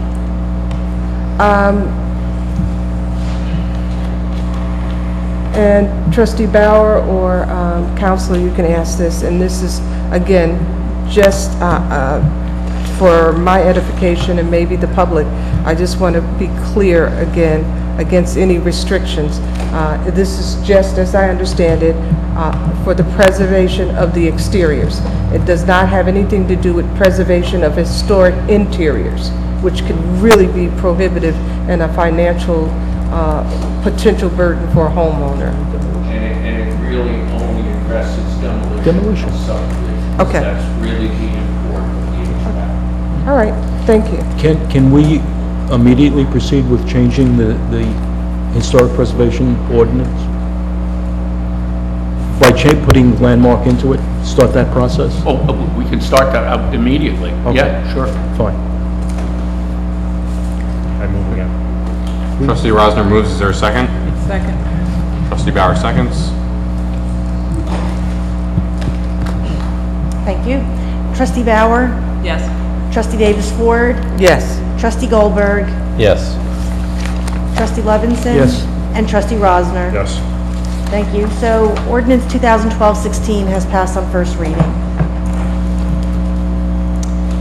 We have a second ordinance for introduction tonight, ordinance 2012-17. This is an ordinance approving the Second Amendment to the financial agreement between the Township of South Orange Village and New Market Square Urban Renewal and South Orange Avenue Property Urban Renewal with respect to premises consisting of Block 1909, Lots 1, 2, 3, 8, and 9, and a portion of Block 1900, Lot 1. Thank you. This is basically an ordinance to approve an agreement for the pilot for the Avenue properties. Mr. Lewis, is there anything that you want to add about that, or a synopsis? Basically, we went through a process where we had to get it reinstated, come down to DCA, and get it reinstated by Treasury, so the authority is...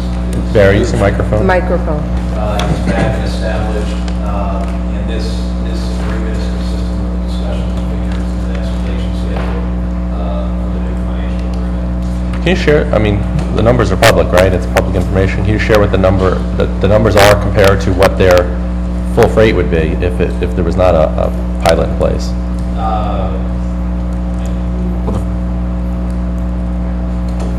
Yeah, I mean, I'm not, I can figure out based on the assessed value. I mean, I'm not prepared to do it right now, I can figure it out. I can find the assessed value of the tax rate. You, Mike? The first year amount was $330,000. And just for the public benefit, when we enter into an agreement like this, there's an option of either allowing the owner of the property to pay taxes on the property, which is split up between the municipal government, the schools, and the county, just the way any homeowner's property taxes are, whereas the municipality receives the second smallest fraction of that. Or the other option is that if you're inside of a redevelopment zone, you can do a pilot, payment in lieu of taxes, where the amount is generally less than what the owner would pay in taxes. However, because 100% of the contribution goes towards the village. It's like 90% or 95%. 95% goes towards the village. The amount of money that we would typically receive in a pilot is greater than what we would typically receive if the property was paying its full taxes. And an added, secondary benefit to that is that the way the school, the Board of Education contribution formula is arrived at is by using your assessed property value. And when a property is piloted, it's not part of your assessed property value, so it reduces the overall amount that you're assessed paying into the joint school district as well. Just to give people The total village's assessed value. That's correct. Barry, do you know the percentage that pilot was? Was it 75, 80? What was percentage of actual tax? Well, it was a 2% of development cost initially. In the mic. 2% of development cost was the original one when it was a condo. Condos, And right. these changes took place because of the changed market and that it's now a rental. Right, but that was a percentage of the total tax. What I was trying to do is that you can back into it. And that's the reason why we're still discussing it at this point in time. Obviously, the building is built and fully occupied, et cetera. But when it was originally built, it was intended for sale. And when the market came down, everybody started renting instead. Anyway, we can try and figure out that number and, make that available to the public. I don't know if we're gonna be able to figure that out right now. I have an email here from a while ago. It was 343 a year. That was just on the land before the building was developed. So that can help. Okay, are there any other questions about this? Is there a motion? Move. Second. Moved by trustee Levison, seconded by trustee Rosner. Thank you. Trustee Bauer? Yes. Trustee Davis Ford? Yes. Trustee Goldberg? Yes. Trustee Levinson? Yes. And Trustee Rosner? Yes. Thank you. So ordinance 2012-17 has passed upon first reading. We have a number of resolutions on our consent agenda this Thank you. evening. Excuse me, President Torpy, if we could have the reading of when we'll have the public hearing Oh, yes, for those thank two you. ordinances, Oh, I'm thank you. I move that ordinances 2012-16 and 2012-17 be set down for second reading and final passage at the September 10th, 2012 meeting of the Board of Trustees, and that a public hearing be held at that time, and that the village clerk be authorized to take the necessary action regarding public notice of such hearing. Second. All in favor? Aye. Any opposed? I'm sorry?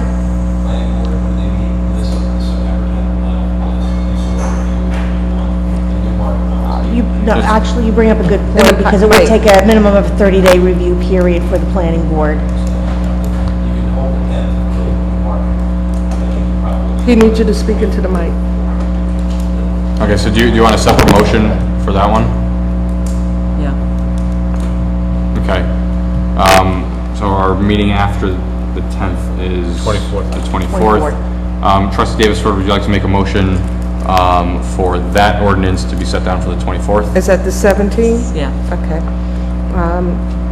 Yes, I move as such. Okay. For the 24th. Okay, is there a second? Second. All in favor? Aye. Aye. Any opposed?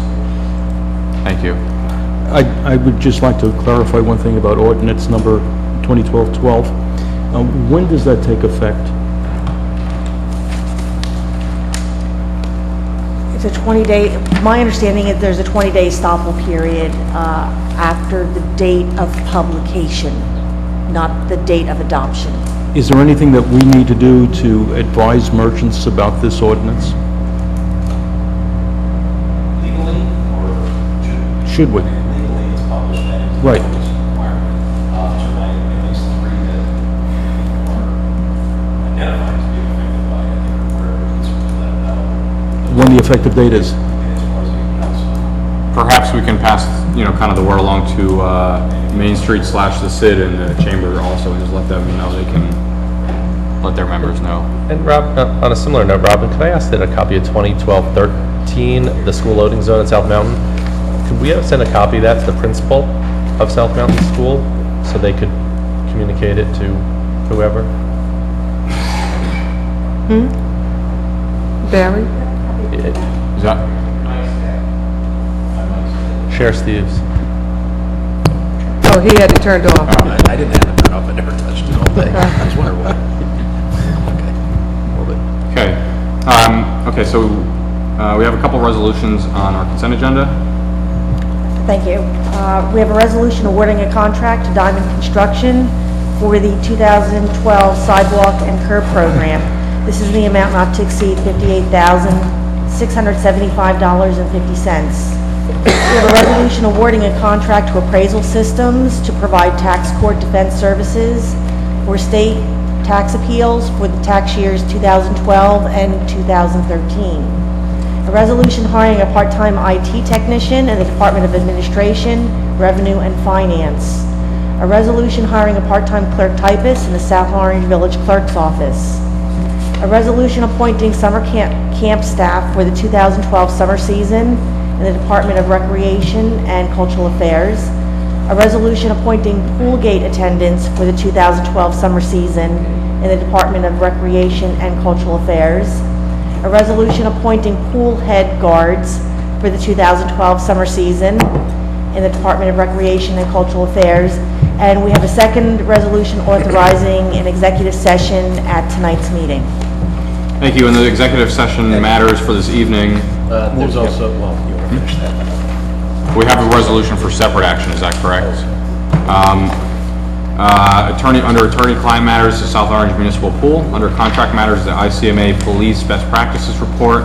Personnel matters, the Personnel Investigation, Code Enforcement Staffing, Creation of a Staff Hiring Policy, Parking Authority Commissioner opening, and litigation matters are East Orange Water Commission.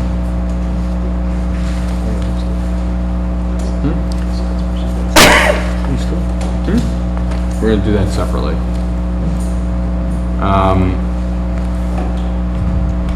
If there's no discussion on any consent agenda items. I have a question on number 2012-193, hiring a part-time IT technician. I know we talked ages ago about doing someone for the video and then someone like a help desk person. This is a replacement of somebody previously hired, same hours, same rate. And similarly, the clerk type is also a replacement, so same hours, same rate. Okay, so no net increase in headcount, it's a replacement. Thank you. Any other questions? Okay, do we have a motion? I move. Moved by Trustee Davis Ford, seconded by Trustee Levison. We have a roll, please? Yes, thank you. Trustee Bauer? Yes. Trustee Davis Ford? Yes. Trustee Goldberg? Yes. Trustee Levinson? Yes. And Trustee Rosner? Yes. Thank you. Consent agenda is passed. Thank you. I was informed by Village Council we have one more resolution tonight. Yes. There, it's one, and I think the clerk must have, we each got an email, and we'll use the clerk's because she actually updated ours to print the one that Mr. Baumann emailed.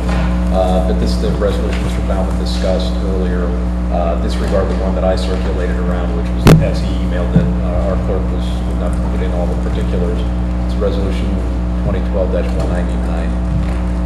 She wants to read it. Yeah, I'll read it into the record. This is a resolution of the Board of Trustees of the Township of South Orange Village, County of Essex, New Jersey, directing the planning board to prepare a redevelopment plan for a portion of block 2304 pursuant to NJSA Title 40A 12A-7F.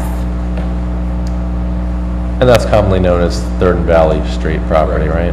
Right. Now, are there any issues with having a resolution for adoption that wasn't on the agenda that went out? Okay. Is there any discussion or motion? I'll move. I second. Okay, moved by trustee Rosner, seconded by trustee Davis Ford. Thank you. Trustee Bauer? Yes. Trustee Davis Ford? Yes. Trustee Goldberg? Yes. Trustee Levinson? Yes. And Trustee Rosner? Yes. Thank you. So Resolution 2012-199 did pass. That you. will also be directed to the planning board. Thank you. Approval of bills? Yeah, a list of bills audited by the village treasurer has been presented to the Board of Trustees, and I move acceptance of the bills list. Is there a second? Second. Okay, could we have a roll call, please? Thank you. Trustee Bauer? Yes. Trustee Davis Ford? Yes. Trustee Goldberg? Yes. Trustee Levinson? And Trustee Rosner? Yes. Thank you.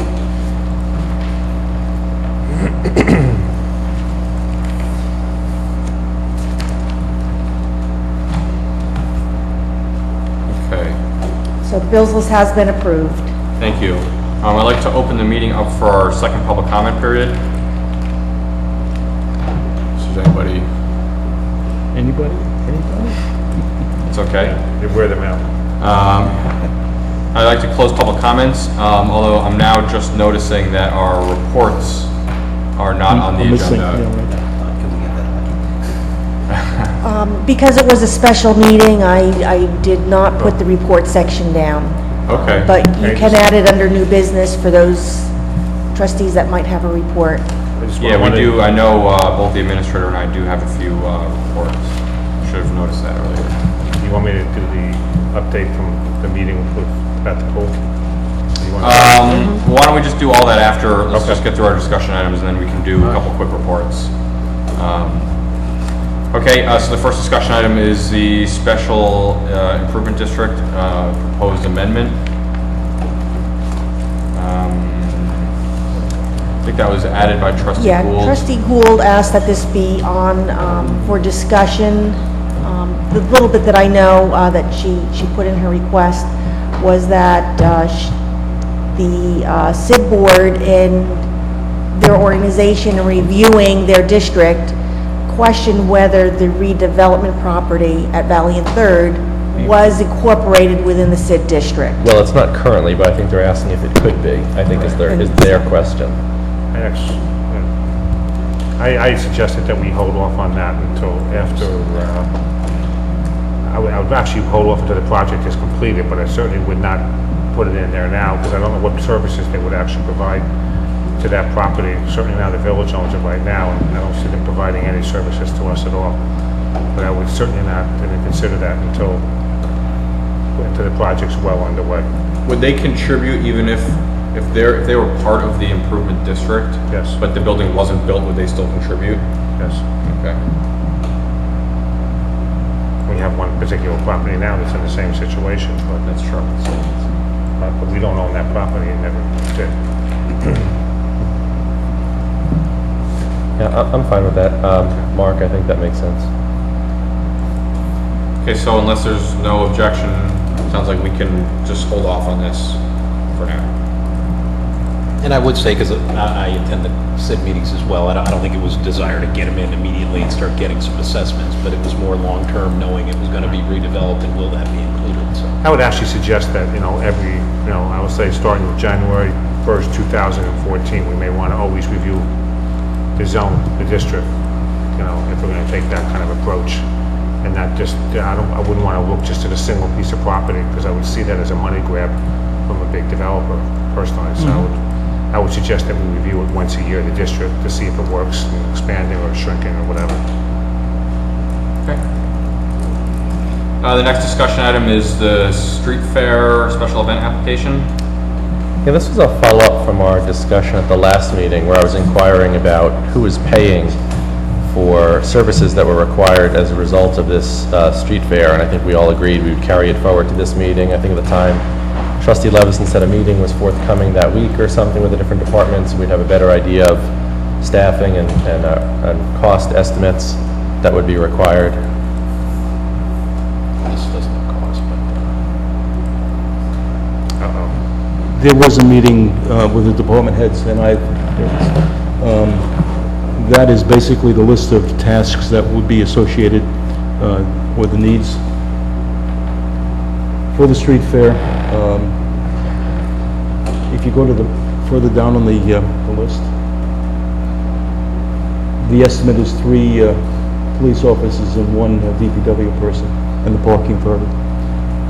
For what duration? The DPW would be for 4 hours. The PD would be most of the day. But that could include, no, he left.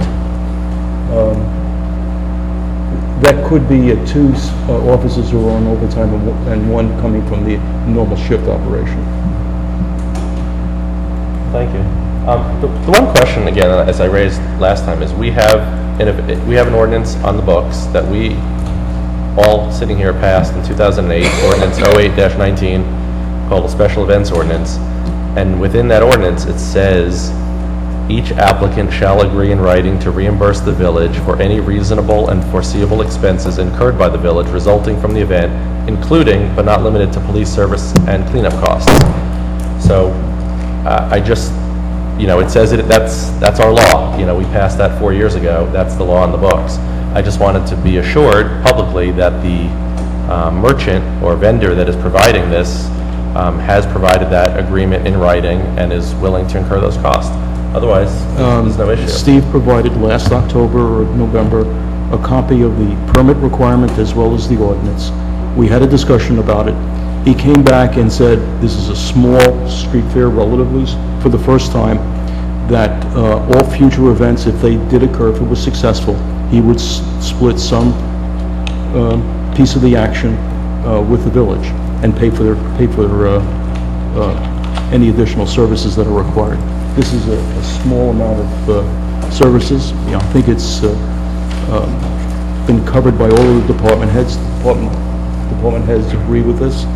I think we've gotten a fairly rave. In fact, we have a number of current merchants within the village who have now signed up and is going to participate as part of the street fair, having the displays in front of their shops or keeping their shops open during the street fair. So I think this is going to be a success for the town if it doesn't rain. If what? If it doesn't rain. Right. Again, no one's questioning the success. It's simply a matter of cost. What's the dollar amount? And it's a policy decision. If we want to override our ordinance to incur taxpayer costs for that or not. Our ordinance says they pay for it. And it's a policy decision if we want to eat that cost. Well, right now, the permit was passed. The village gave them a permit. Right, but it's this board's determination of the policy, is all I'm saying. This board has to set that, the policy is they pay for the expenses. Well, we had an event last week, which was National Night Out. I didn't see us discussing that as an event. Excuse me. Yeah, finish. We had a discussion ourselves. We actually found some money for you for that event through some grant money. That permit was never, I don't even know if a permit was even filed for that event. That's a village event. I'm sorry, let me finish.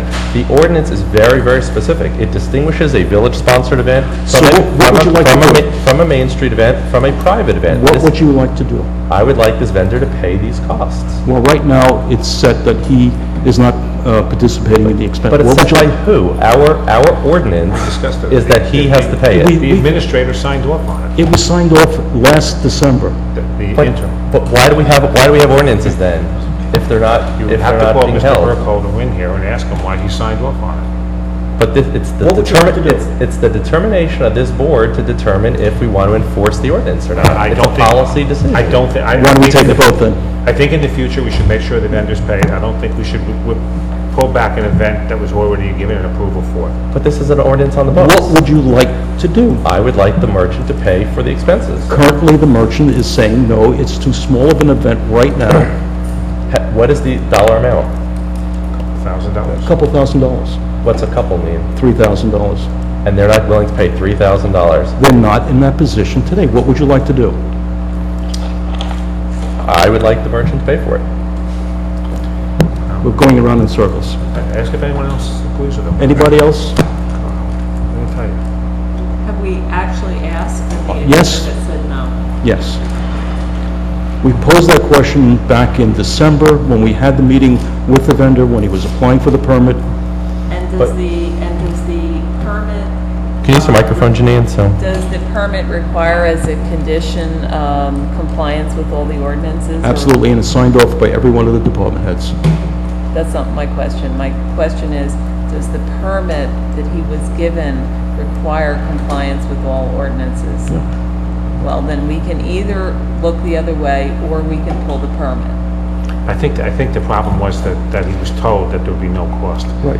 And now you're coming back. I think that's the missing thing. is Orally he was told. He was orally told. We had a meeting with They them. gave him a thing and they said there'd be nothing, there'd be no real expenses because both the police chief and the Fire head of the chief. Department of Public Works said there was no real expense for the event, and that's the problem. No real expense meaning 3,000 or no real expense No meaning real they expense didn't meaning really? zero. At the time, it was not estimated to be a real expense.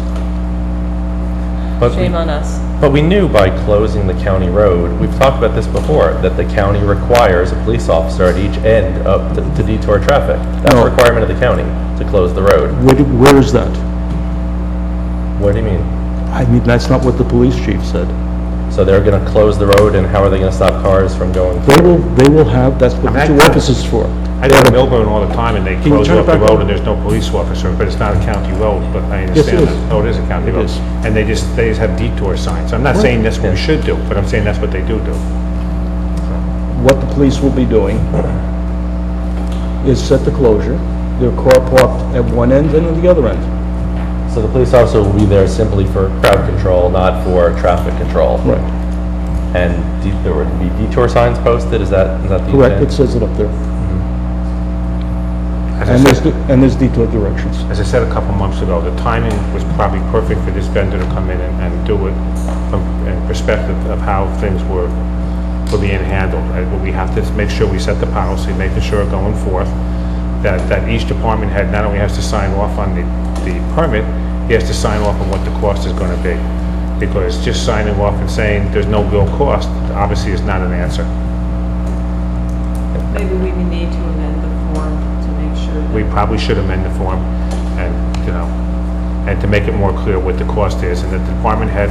And who pays for it? And who pays for it, whether the department head pays for it out of his pay or if it's gonna come out of the vendor. But that's the problem. But, hopefully this event is a big success and in the future it'll come back and everybody will be a winner. And I think, him coming back next year, if it works out, that not only discussion to take place, but I think, if we're getting a percentage, I think we should take a smaller percentage and he pays all the expenses. Because I don't think we should be on the hook for anything. I mean, that's the purpose of having this ordinance. Again, we did this ordinance 4 years ago. It's on the books, it's an existing But ordinance. you had an interim administrator who didn't really pay attention to the ordinances then. So you are suggesting we discard the ordinance and give them... He's not suggesting discarding the ordinance. It is. The ordinance says they pay for it. Yeah, Are you but suggesting the they... vendor was told nothing, so, you can charge Mr. Burkholder for doing it then. It's like, I think that I wouldn't want to see the event be taken away at this point, but I don't think you can go back to him now and say, this is going to cost you $3,000 when you were told it was going to cost nothing. Or maybe you can, but I wouldn't do that. Again, it's not a new ordinance that we just created and then we're I looking didn't to say it go was. after. No one's disagreeing with you about that. It sounds like there's no other support, but for the record, I think this vendor should pay for it. Okay. And what we can also do, at least in the immediate short term, is in administration, we can look at that form and maybe rework it and make sure that you know, kind of the way doctors and pilots and all these people who have, you know, where they have to check everything off in the check boxes, are supposed to make sure they covered all the bases. Maybe we can, you know, work some new language in there that makes sure that things like this aren't overlooked in the future. Yeah, I'll take a look. We were looking at that form anyway, but I can assure you that I am well aware of the ordinance requirements, and I will be and have, since I've been here, we've been enforcing the requirement to pay. It wasn't the only decision made by the interim administrator that we weren't happy with, so. Okay. And we stood by those, so. Okay. The next discussion item is an amendment to the Transportation Advisory Committee resolution. Was that the flow chart you were talking about? Yeah. Well, it's not an amendment, it's that for us to memorialize it, I was hoping to get the flow chart. It doesn't seem like anybody has a digital copy of it. I think Sal has a copy on his wall. I asked Ed to get it, but he didn't. Remember the flow chart that was put together by, I guess Doug is the only one? I can't find it. I have the original one, not the revised one. And I think a clarification that it does include parking as part of the scope of the Transportation Committee. As I read the resolution, to my impression, it would include parking. I think we should clarify if it's ambiguous, because I think that, I think it's an artificial distinction between transportation and parking. Unless, if you're driving, you need a place to put your vehicle, unless you're George Jetson, and you can, fold it up into your briefcase. I think it was pretty, in my mind, and I understand what you're saying, but parking lots, clearly parking in the parking lot didn't have the same kind of impact that parking on the street would have. And I think that the intent for parking on the street would be looked at by the committee, but not parking in parking lots like the Jersey Transit lot. That's fine. Okay. And it's a holistic kind of approach to it. It's that flow that may be created from some restriction in parking, and that it has an impact on traffic.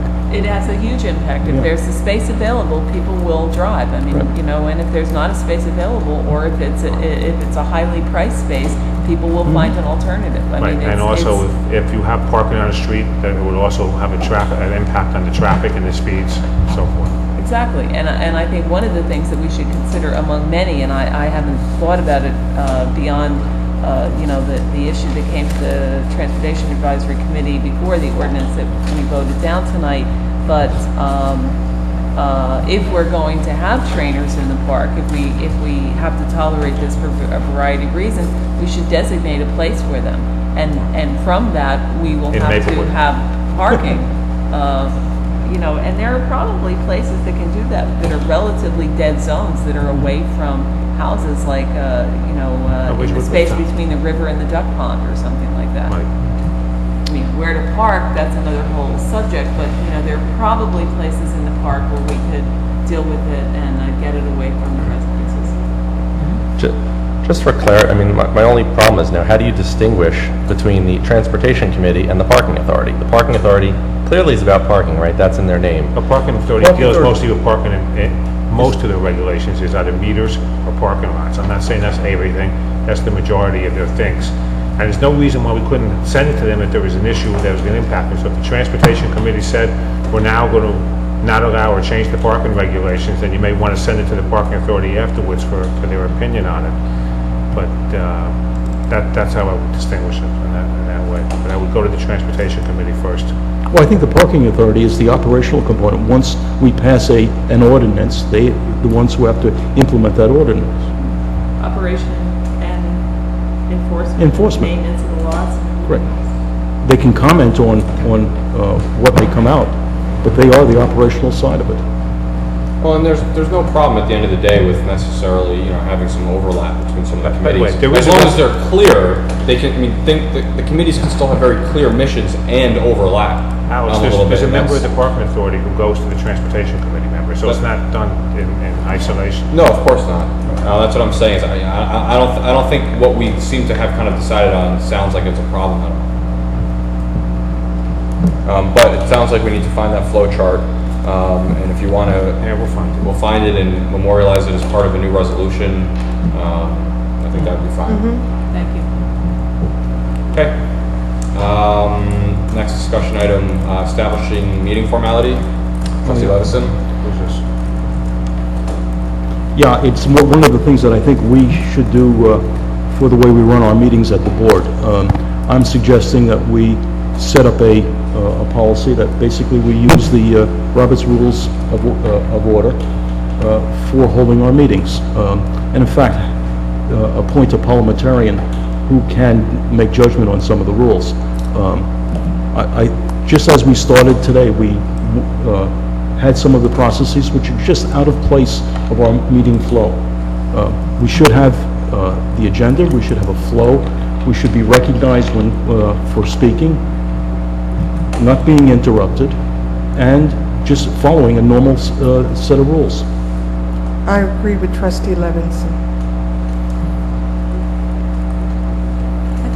I thought Robert's Rules was actually identified in the charter. Did I make that up?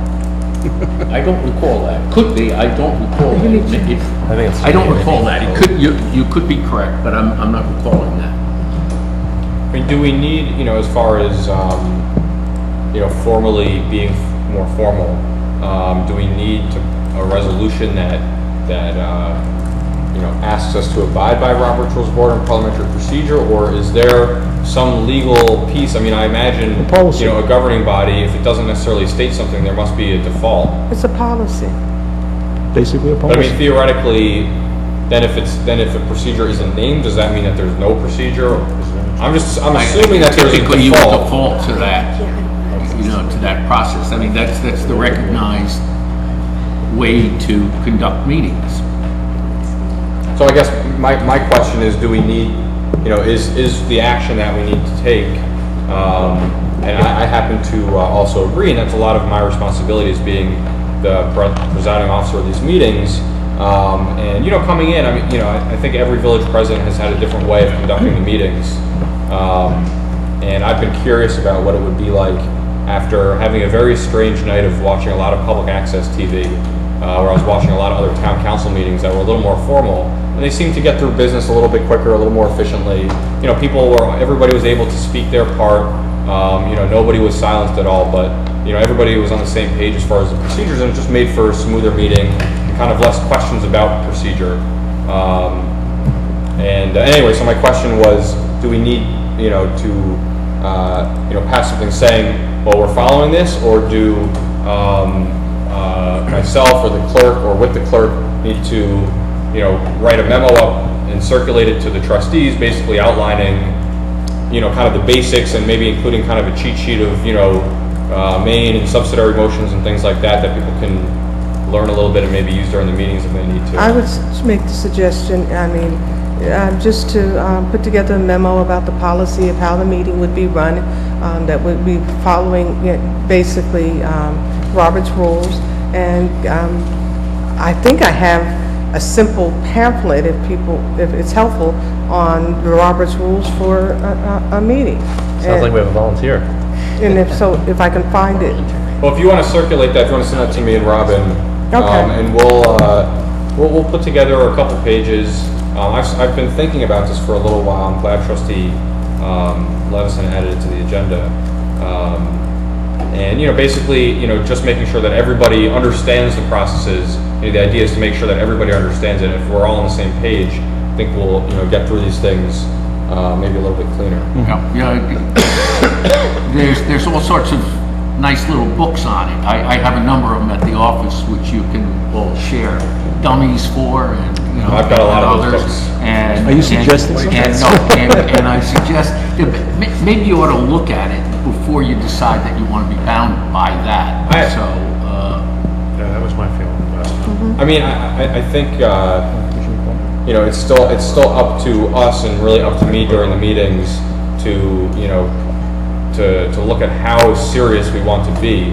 I mean, you go from extremely formal meetings with the legislature, which follow Robert's Rules of Order, to condo associations that follow Robert's Rules of Order.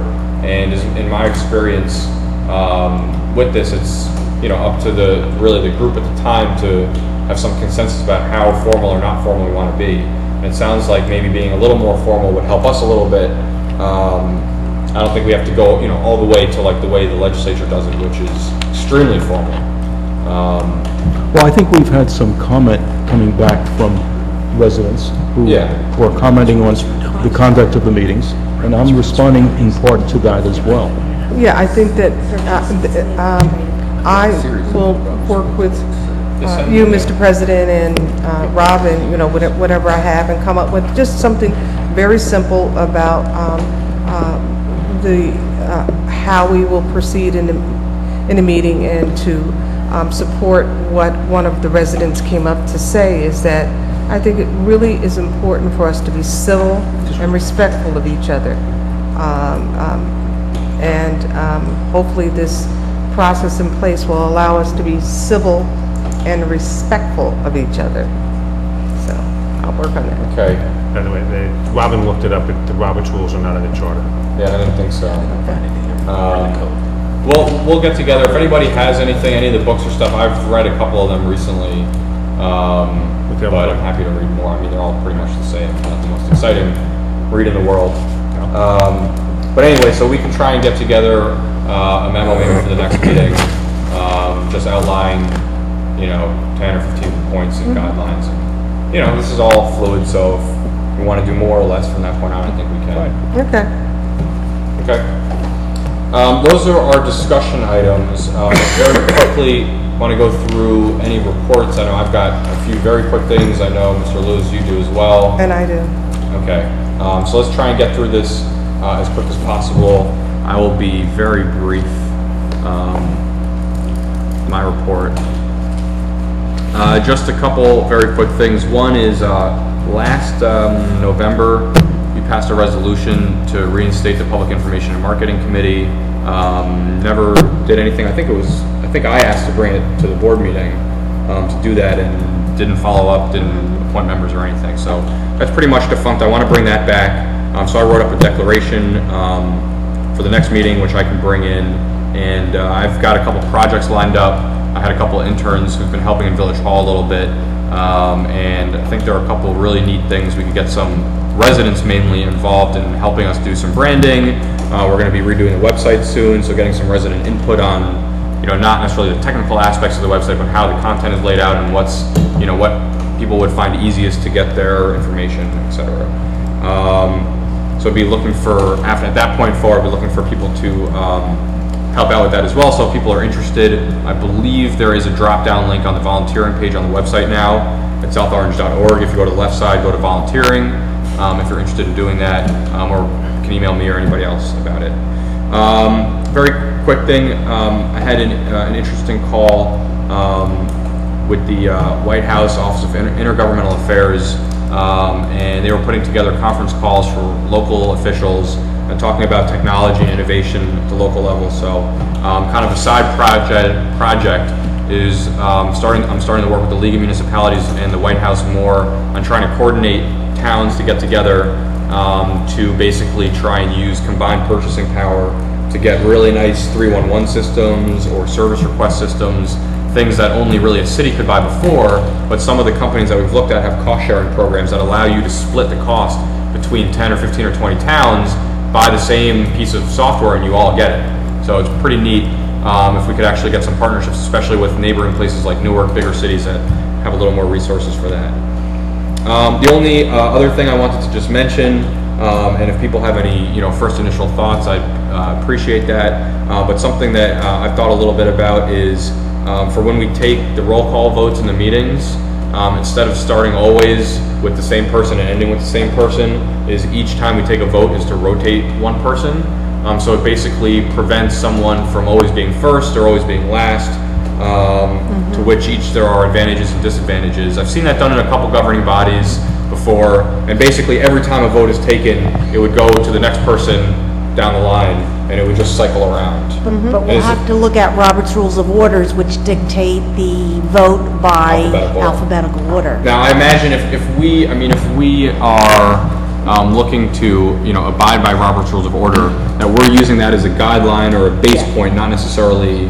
Yeah, that is true. One of the other rules that you could use under the Robert's Rules of Order for roll call is a member could simply pass which then the vote would be taken by the next board member, and then I would come back to take the vote. But there could be no discussion during the roll call itself. Right, and that's something else that's kind of part of the formality piece too, is that, you know, when we take the vote, that it's, you know, yes, no, abstain, and nothing else. Who present? What's that? Who present? Right. So anyway, that's just something I thought about. I don't know if people are at all interested in that, entertaining that idea. I could try and do a little more research, make sure it's not going to conflict with Robert's Rules of Order. You can always do the amended rules of order. Robert's amended rules? No, you can amend or waive. Yeah, exactly, Any rule you want. Yeah, we can select it, yeah, but I like the idea of rotating. I've seen towns, one time we saw it, did it meeting by meeting, so one meeting, that person would, you know, so it didn't make it, made it less confusing. But I would be fine with it. Yeah, I'll talk with our clerk and, you know, we can try it one way, and if it becomes too burdensome, we can try it the other way, but it sounds like everybody's okay with that. So Okay. I just want to congratulate you for being in print. And you were published in what newspaper or? The Huffington Post and, regarding, Blue Jersey website. share with everybody what the topic was. It was about open government, some of the things that have already been done in South Orange, you know, posting the videos online and all the agendas and minutes that we have in our Laserfish system. To be amazed, most municipalities don't have that information up there. So that's something that's been great, that's been ongoing for years.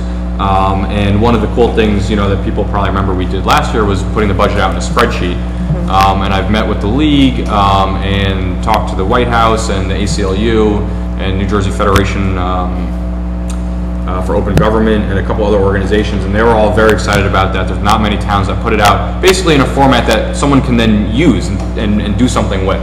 So if someone wants to create their own budget, they can do that. If someone wants to, you know, put it into a program that shows you all the town budgets in the state, they could do that. Basically, you know, all the open data movements in the country right now are basically trying to put what information you have, recycling schedules, train schedules, budgets, all these things in a format that anybody can write a piece of software and do something with.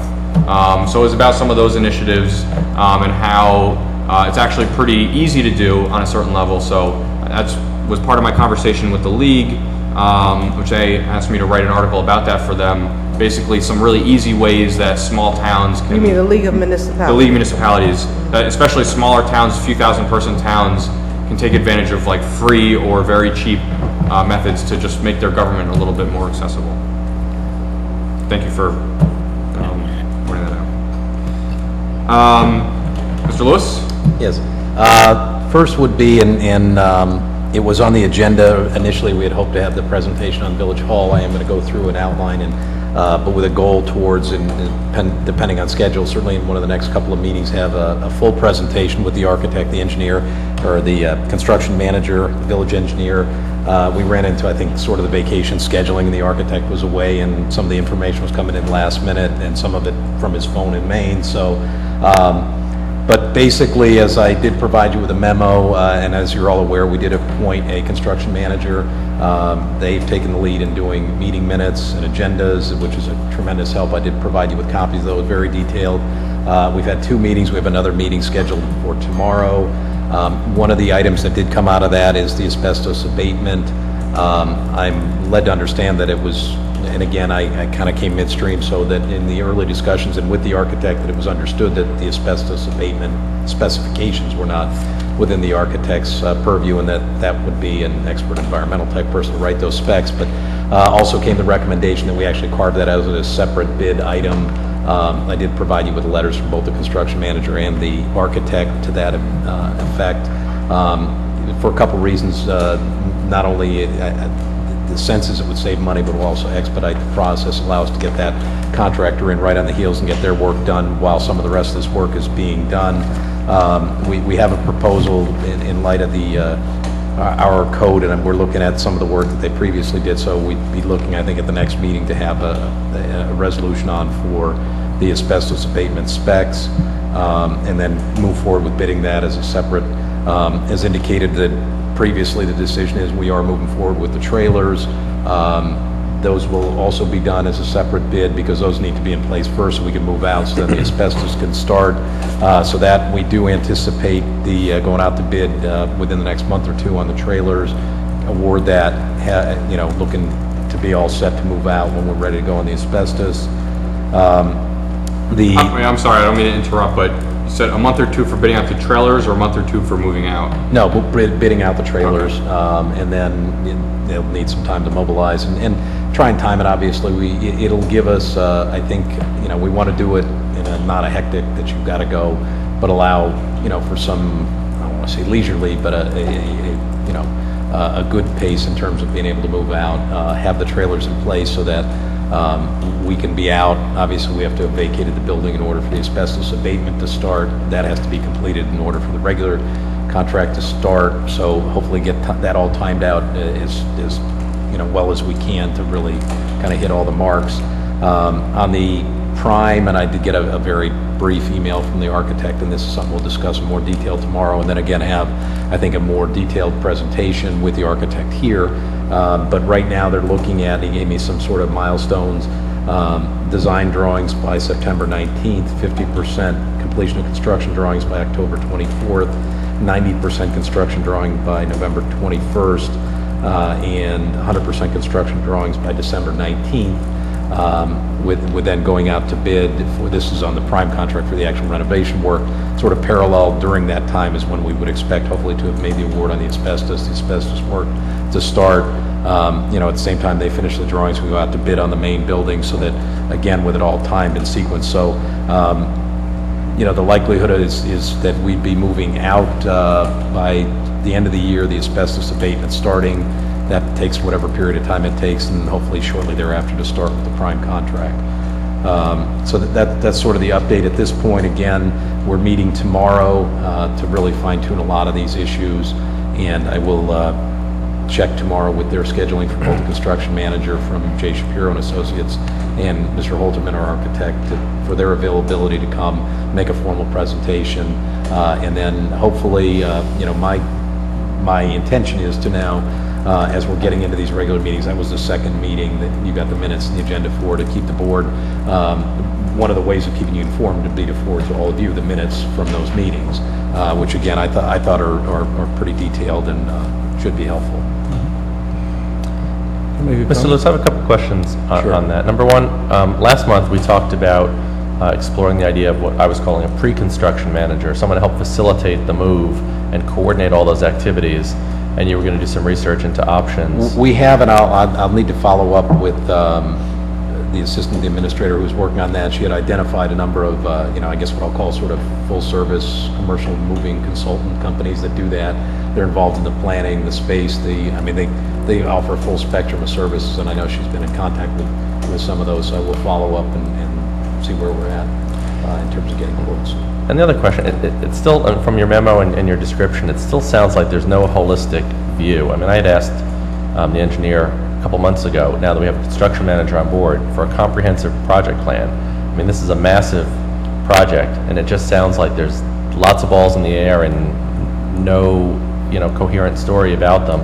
We're shooting to move out here, we're shooting to, it's very, very fluffy. I got to tell you, my level of confidence is very low. I mean, from where we were last December when we talked about dates, back then it was a stake in the ground. We thought we would be under construction now in August. From what I'm hearing from you saying, it sounds like the earliest we're going to be under construction is probably first quarter of next year.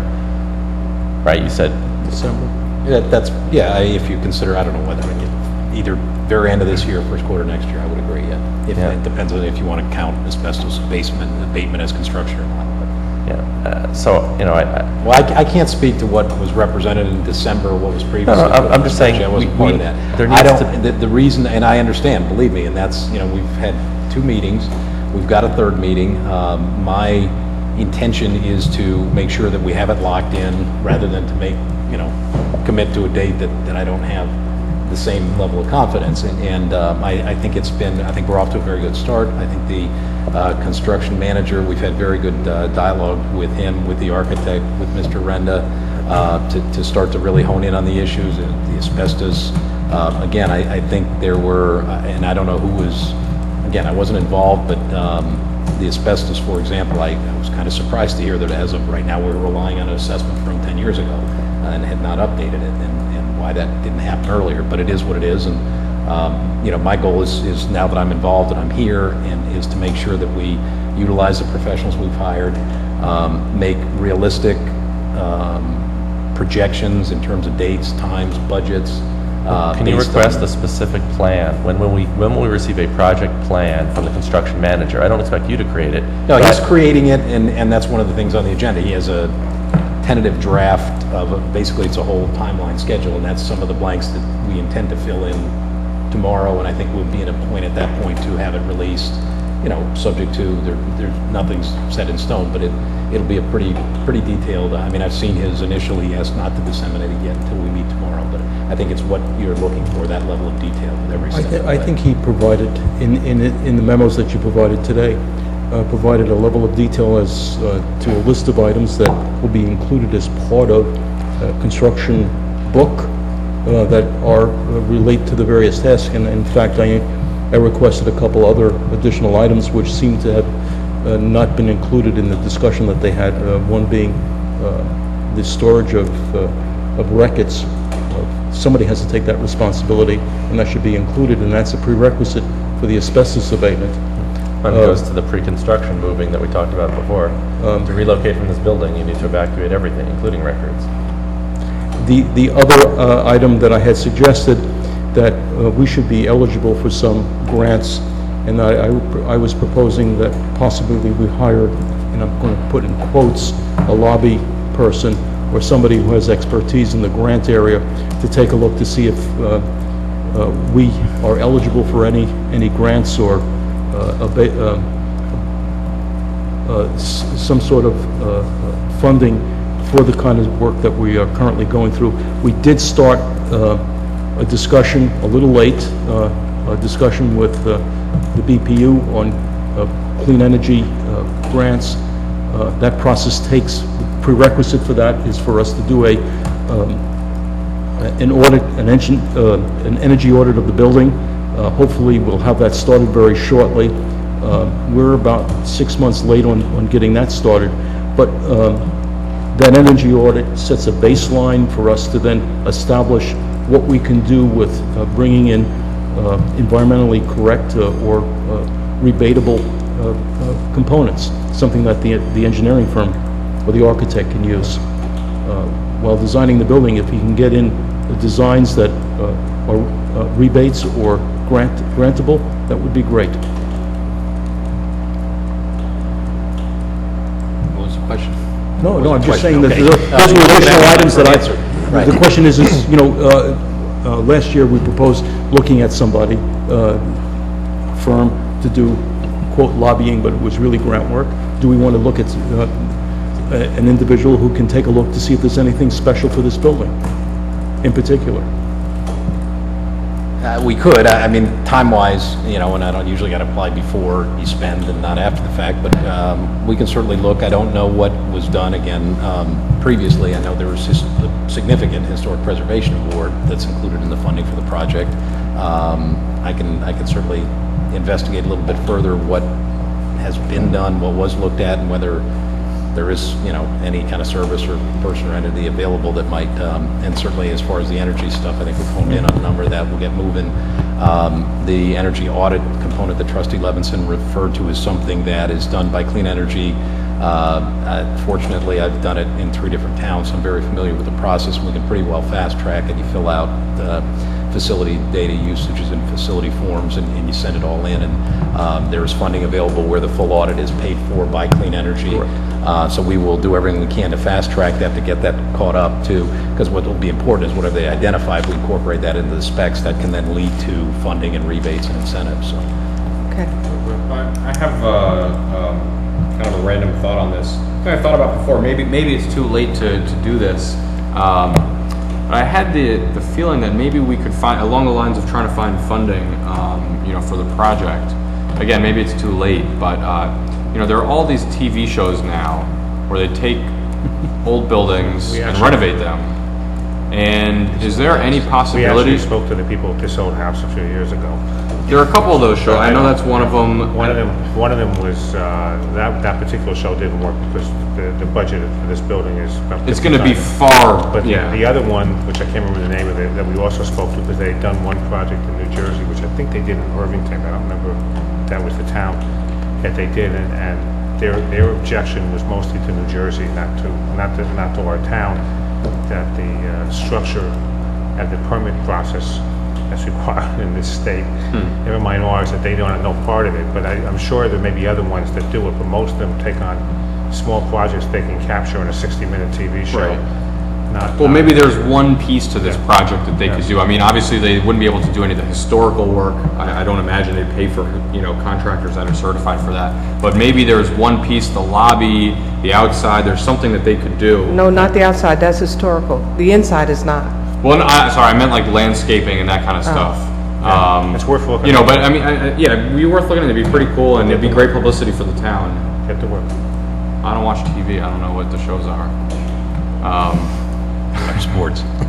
What's that? I watch sports. I watch old Striking house out. shows. All right. Well, we'll talk about it. And if anybody has any ideas, any of you guys or any member of the public, We actually also be pretty put a fun. request into the county for the open space historic money, which I know I would keep being told that the money's already spoken for, but it doesn't mean that we shouldn't request it. it's worth following. Yeah.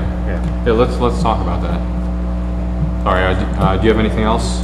I did also provide a memo, and it's more to a degree food for thought. It's an issue that came up recently. It was brought to your attention that we closed on the property, 41 West 3rd. There is Green Acres funding involved, but that requires some remediation. As I look further into what we had thus far on the remedial action work plan and the estimate, it was not the level of detail that I had understood it was. It also included some items that we already have paid for, but we did speak to the company. We are awaiting detailed estimates, engineers' estimates of costs for the various potential remediation scenarios for that property. So I would certainly expect to have those before the next meeting, and we'll provide those as soon as we receive them. But I'm not aware, and that's what I kind of alluded to, is I assume there was an understanding that there was some contamination that would need to be remediated. I don't know if there was a plan to fund it that had already been discussed.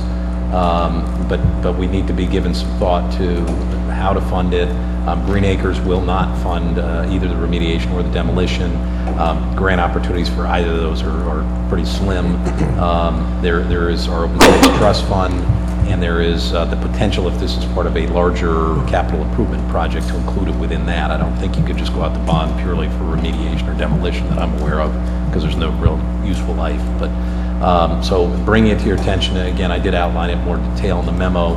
I think it's premature to really make any commitment until we get those numbers, but they will not be insignificant. But so I just wanted to. Can I ask you one question? Are you done with that subject? Yep. I just want to comment on that. I don't think that we were aware of that, and I don't think we anticipated that at all. I certainly wasn't, and I think I would have been. And I think that both that and the contamination of the riverbanks for when Green Acres asked us to do the investigation associated with the middle school reach, that's the first that anyone had ever brought up the possibility of that when it was actually requested and sampled. So this is all basically new to us. And I actually requested an agenda item for the next meeting related to that. And on a semi-related note, you mentioned using open space money as a potential source if we were to go down that route. I actually ran into a member of the Open Space Committee over the weekend, and they actually asked, "Oh, by the way, whatever happened to this committee?" And I said, "I don't know. That's a good question. They haven't met in quite some time." So I said I would bring it here. It might be interesting to reconvene that committee to get their thoughts. I mean, theoretically, when we do spend money from the Open Space Fund, I believe we are supposed to. We have to have a committee in place, yeah. Yeah, we should have the committee make recommendations. Get something else or unrelated? I wanted to ask you if you've heard anything about Ed Ayuso's property. Yeah. Is there any Can we get a public quick update? South Orange Commons, just the status of the project. Site. Other than we met, obviously, with Mr. Baumann tonight. I just want for the public update. Yeah, the public update. Basically, we, as I think most of the public, or certainly the trustees are aware, they received the amended approval from the planning board, so that from the planning board perspective, the project's ready to go. Mr. Baumann, myself, we've met several times. Most of the details of the redevelopment agreement are all finalized, and we're really just down to the final negotiations on the pilot amount in the financial agreement. Certainly the hope and expectation is to get that wrapped up relatively soon, and I know Mr. Ayuso has indicated he is very interested in proceeding as soon as we get that wrapped up, pulling his permits and getting going, and we're certainly hopeful if we can reach an agreement that we can see activity over there this year and get it going. Thank you. Sure. Just going back to the 3rd Street property, we spoke this afternoon that one of the things that, and I don't know if it's true or not, maybe we should check into it, is using that building for storage, as the storage site for our records temporarily. Which site, Howard? I'm sorry. The 3rd Street. The house that we now... Oh. Instead of demolishing the Instead site. of we demolish it. I don't think the building's going to hold much. I don't think that... Is it an environment that it's conducive to records? I don't think so. We should look at it, but I don't know. No, I mean, there are environmental factors. I don't think that's the issue. I think the part of it, there's little rooms in there, and it doesn't make it conducive to It's a storage. fire trap. Yes. So, I actually, I know we talked about some other spots that we could use it, but no, for other places where we could do for storage. But again, this goes back to Michael's point. Well, talking about records, didn't we discuss, or I remember when I had a tour sometime last year of the police department, there's that shooting range that's not used. Yeah, we talked a little. We talked a little bit about that. Yeah. To that point, and there's two issues. Number one, there's the environmental issues. It's a Water. lot of moisture and mold down there. Yeah. And I got conflicting information when we took that tour. I agree with you. They told us they don't use it. Right. I've heard from another officer that they absolutely do use it. So I don't know which is what. Well, when you brought up the moisture point, it's off limits. Okay. Okay. Couldn't be any worse than a basement. It's not much better. Is there anything else that you had? No, in Okay. the interest of the hour, So let's just go through the committees that have met since our last meeting, and we could just go down the line. Has Public Works met? Okay. Legal? Yes, we met earlier today, and we've had a lot of things on the agenda, but I'm only going to speak about a couple.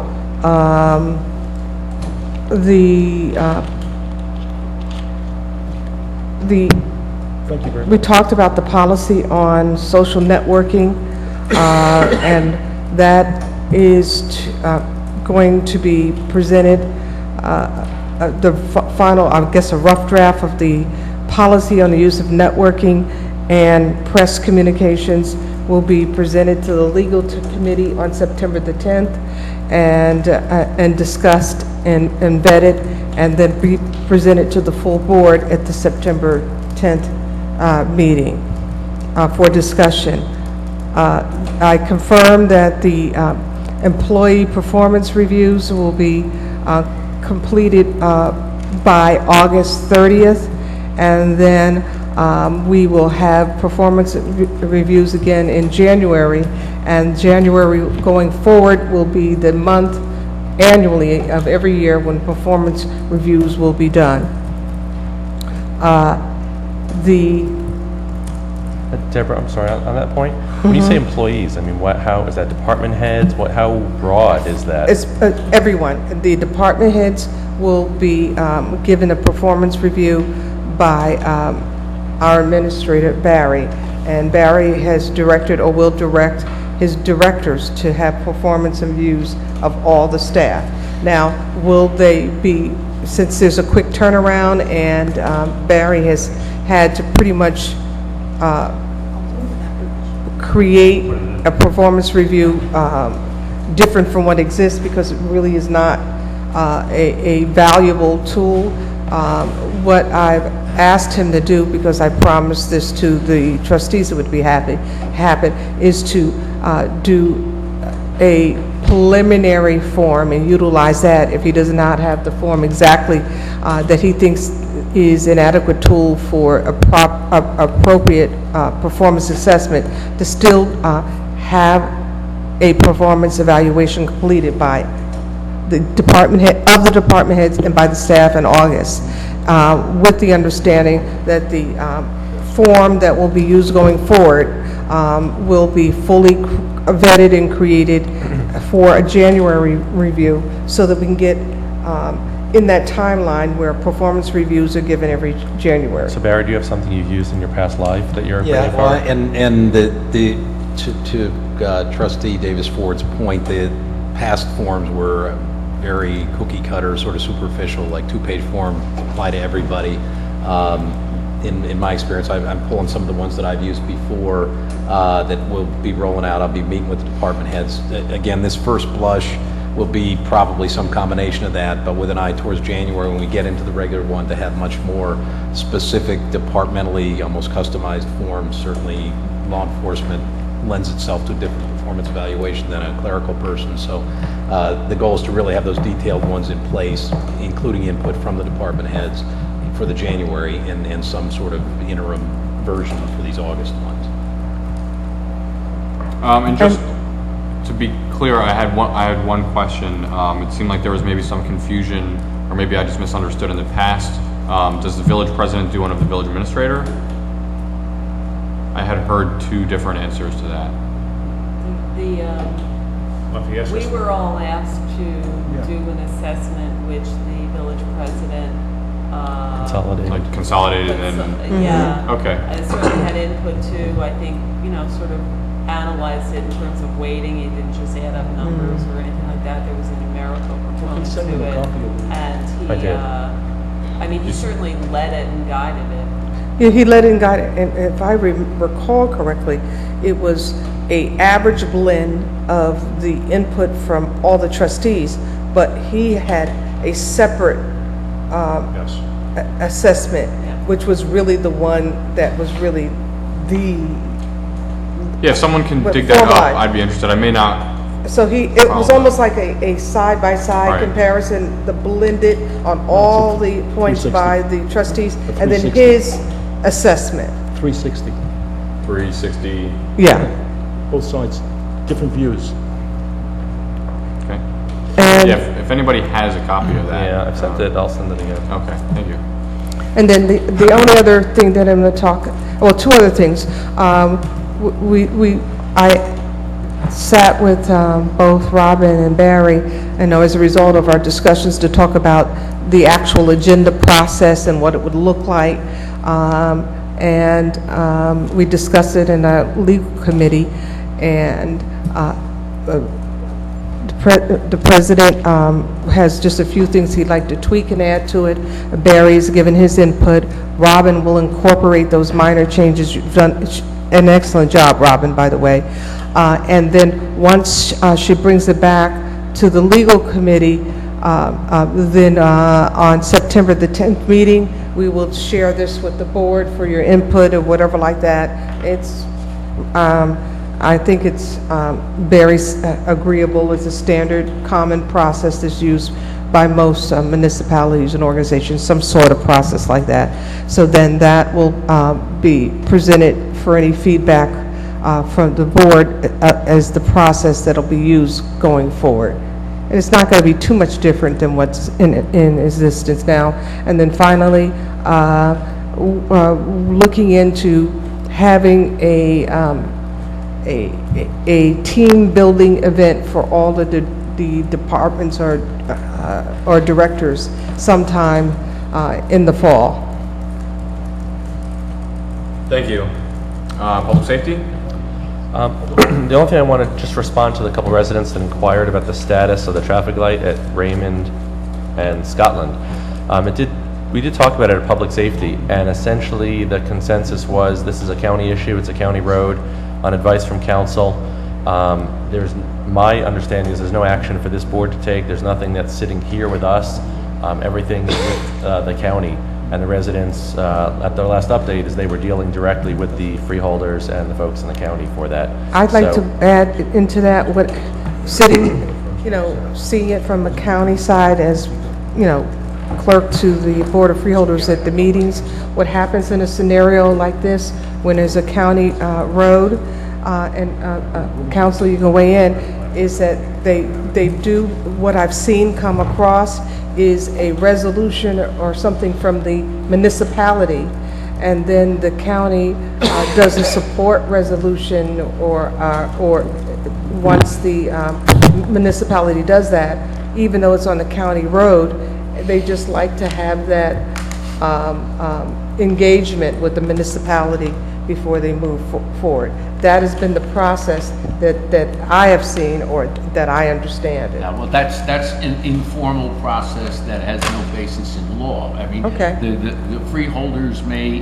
want to get some comfort that the local governing body is in support of it, just as you don't want to adopt a parking ordinance that is opposed by the residents. The county is, I'm sure, taking everybody's temperature in the same fashion before they make that decision. But there is no legal basis for that. It's simply, what's the preference of the local governing body? I have a question with respect to not only emails that I saw this weekend raising questions, but the comments that were just made by Trustee Goldberg and Davis Ford and Village Council, and that is, I'd actually like to see the county's engineering consultant, make a presentation. I'm sure it would be very brief on the warrant.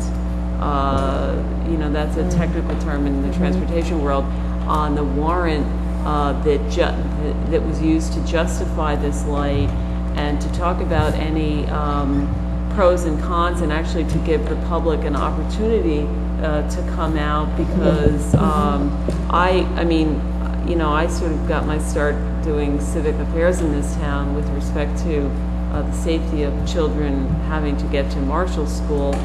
This is a different area, but this is the only other area for all the people sort of in my neighborhood who would not otherwise either be on the bus or use Scotland Road. You're going to use this crossing. This is the only crossing where there's a crossing guard, so obviously this is a crossing at Raymond.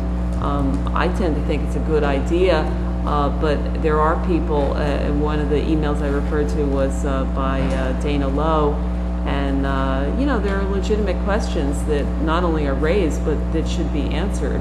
And I think the appropriate entity to answer that is the engineering consultant, if he would be or she would be kind enough to come. And therefore, I would solicit your support to request that kind of presentation and notice it as You have a copy of the comment. report, yes, that the warrant's 6 based on Actually, I platooning? never saw the copy of the report, because this was another thing that didn't go to the Transportation Advisory Oh, by the way, the Committee report is that I out. wish it had. The report is out. I mean, we have a copy here in Village Hall, and I have already heard our engineer comment on that report, and we should ask him to come in and give his view of it as well. Yes, and actually, he gave his view of it to the Transportation Advisory Committee, but I didn't have a copy of the report. So I've heard a lot now, and I'd like to actually get the facts. I think that's a good idea. If you'd like, I can make sure that we reach out to someone from the county and invite them to one of the next couple meetings. That would be Frank was Yeah, here. I'll talk to, I saw Yeah. Frank earlier. As long as we put it on the agenda so the public knows, if you want to come and say something just like the parking ordinance, this is your meeting. Okay, well, we'll make sure to make it a separate, That would be wonderful. okay, do you have any preference, next meeting or the meeting after, or just whenever We they should can? probably do the 24th to make sure they have time to get here, unless you think you can get them by the 10th. Or I'd be safer, I'd feel safer shooting for the Yeah, why don't you the give them the 24th. choice? I think that's Okay. excellent. I think that's excellent. Will do.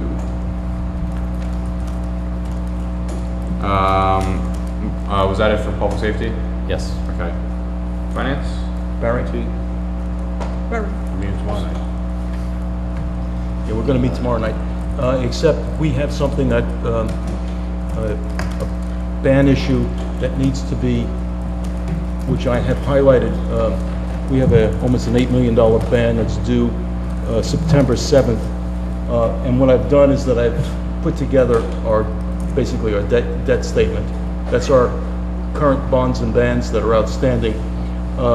We had a conversation with bond counsel and a representative from the Royal Bank of Canada, who actually holds the note. And what we're looking to do is to roll that note over so that it's coterminous with the note that we have on 1/30, it should be 2013. That should be 2013. And it's up there at 26 million. And what we want to do is hire, and we talked about it in the legal committee, we'll hire a financial advisor who will then take a broader view of our bond relationships to see what kind of layout that we should have.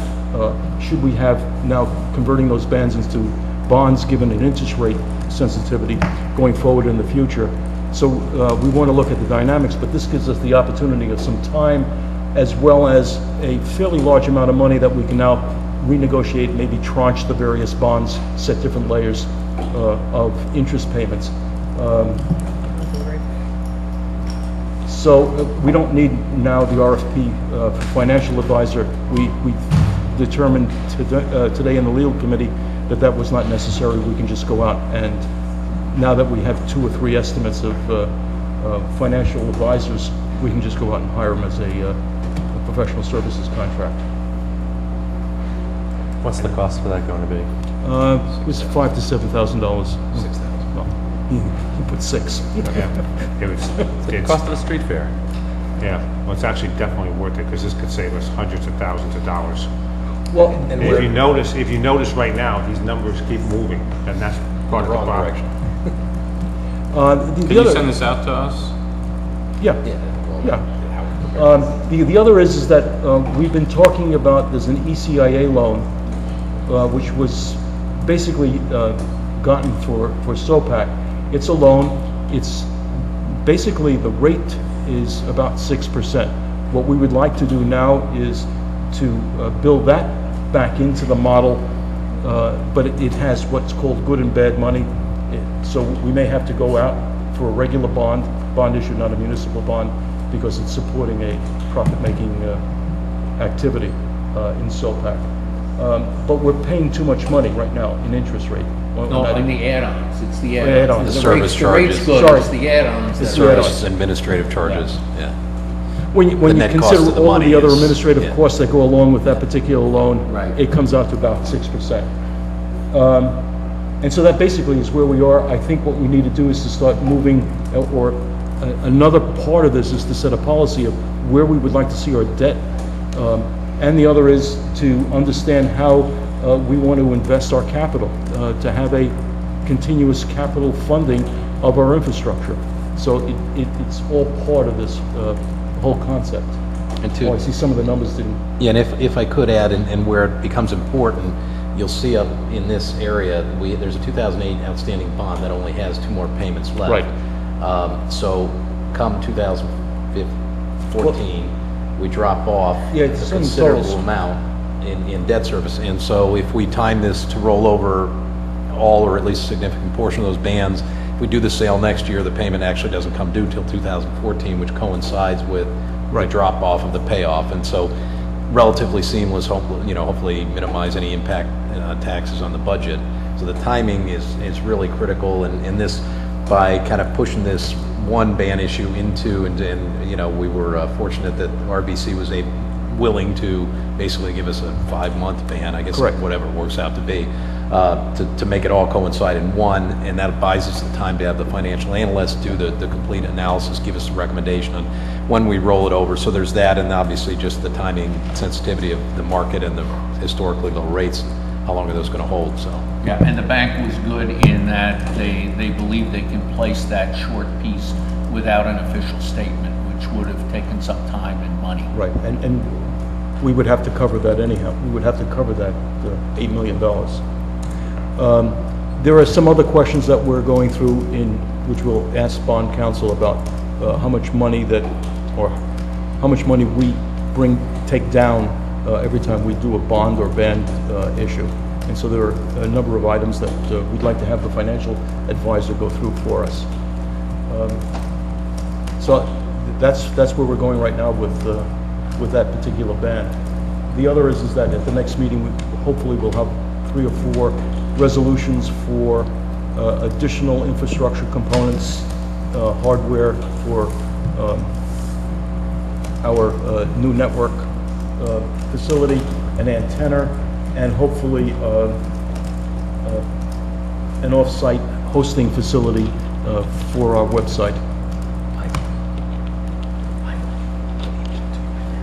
I'll email it to you right now, so you don't have to keep turning around. I'll email this to you right now. Oh. That's, you kept typing. Okay? Planning and zoning? Planning and zoning, we did not meet since the last meeting. Just let me just do for the pool issue, Nancy and myself, on behalf of the rec committee, met with Jerry Ryan from Maplewood to go over the concerns that were brought to us by the residents, some potential solutions, including the suggestion of having an equal number of families from each town participate with the other town's pool at the Maplewood's pool rates. Jerry Ryan was receptive to it. He was going to bring it to their council and to their pool committee, which I didn't realize they had a full-blown pool committee. Maybe we should create a whole committee. And, yeah, well, sure. And they a swimming they committee have and not a diving committee. They have not gotten back to us, but as soon as they get back to it, I mean, obviously at this point we're talking about for next summer, so I don't want to say there's no rush, but I would like to see I'd like to see us reach a conclusion just before the fall is over. Yeah, they met on, look who's here. They met on Tuesday, the 7th, and at their meeting, they discussed it. It sounded like they were generally favorable, but their recommendation was to refer it to their Oh, they pool did committee. meet, okay. They met last Tuesday. Come on, trustee Gold, we have to get you on the record for being at the meeting. Well, that's all of I mean, our, Gould. that's all of our Trustee business, Gould. so is there a motion to adjourn? No, not yet, we have to get trustee There was Gould a on the motion. record for at the meeting. Wait. You have something to complain about, Nancy? You want to make the motion to adjourn? Here? Yeah, motion to adjourn. Second, all in favor? Aye. Now we're going into session. Adjourned. That's me, I've never been there. Did you like that, huh? Thank you, Stephen. I want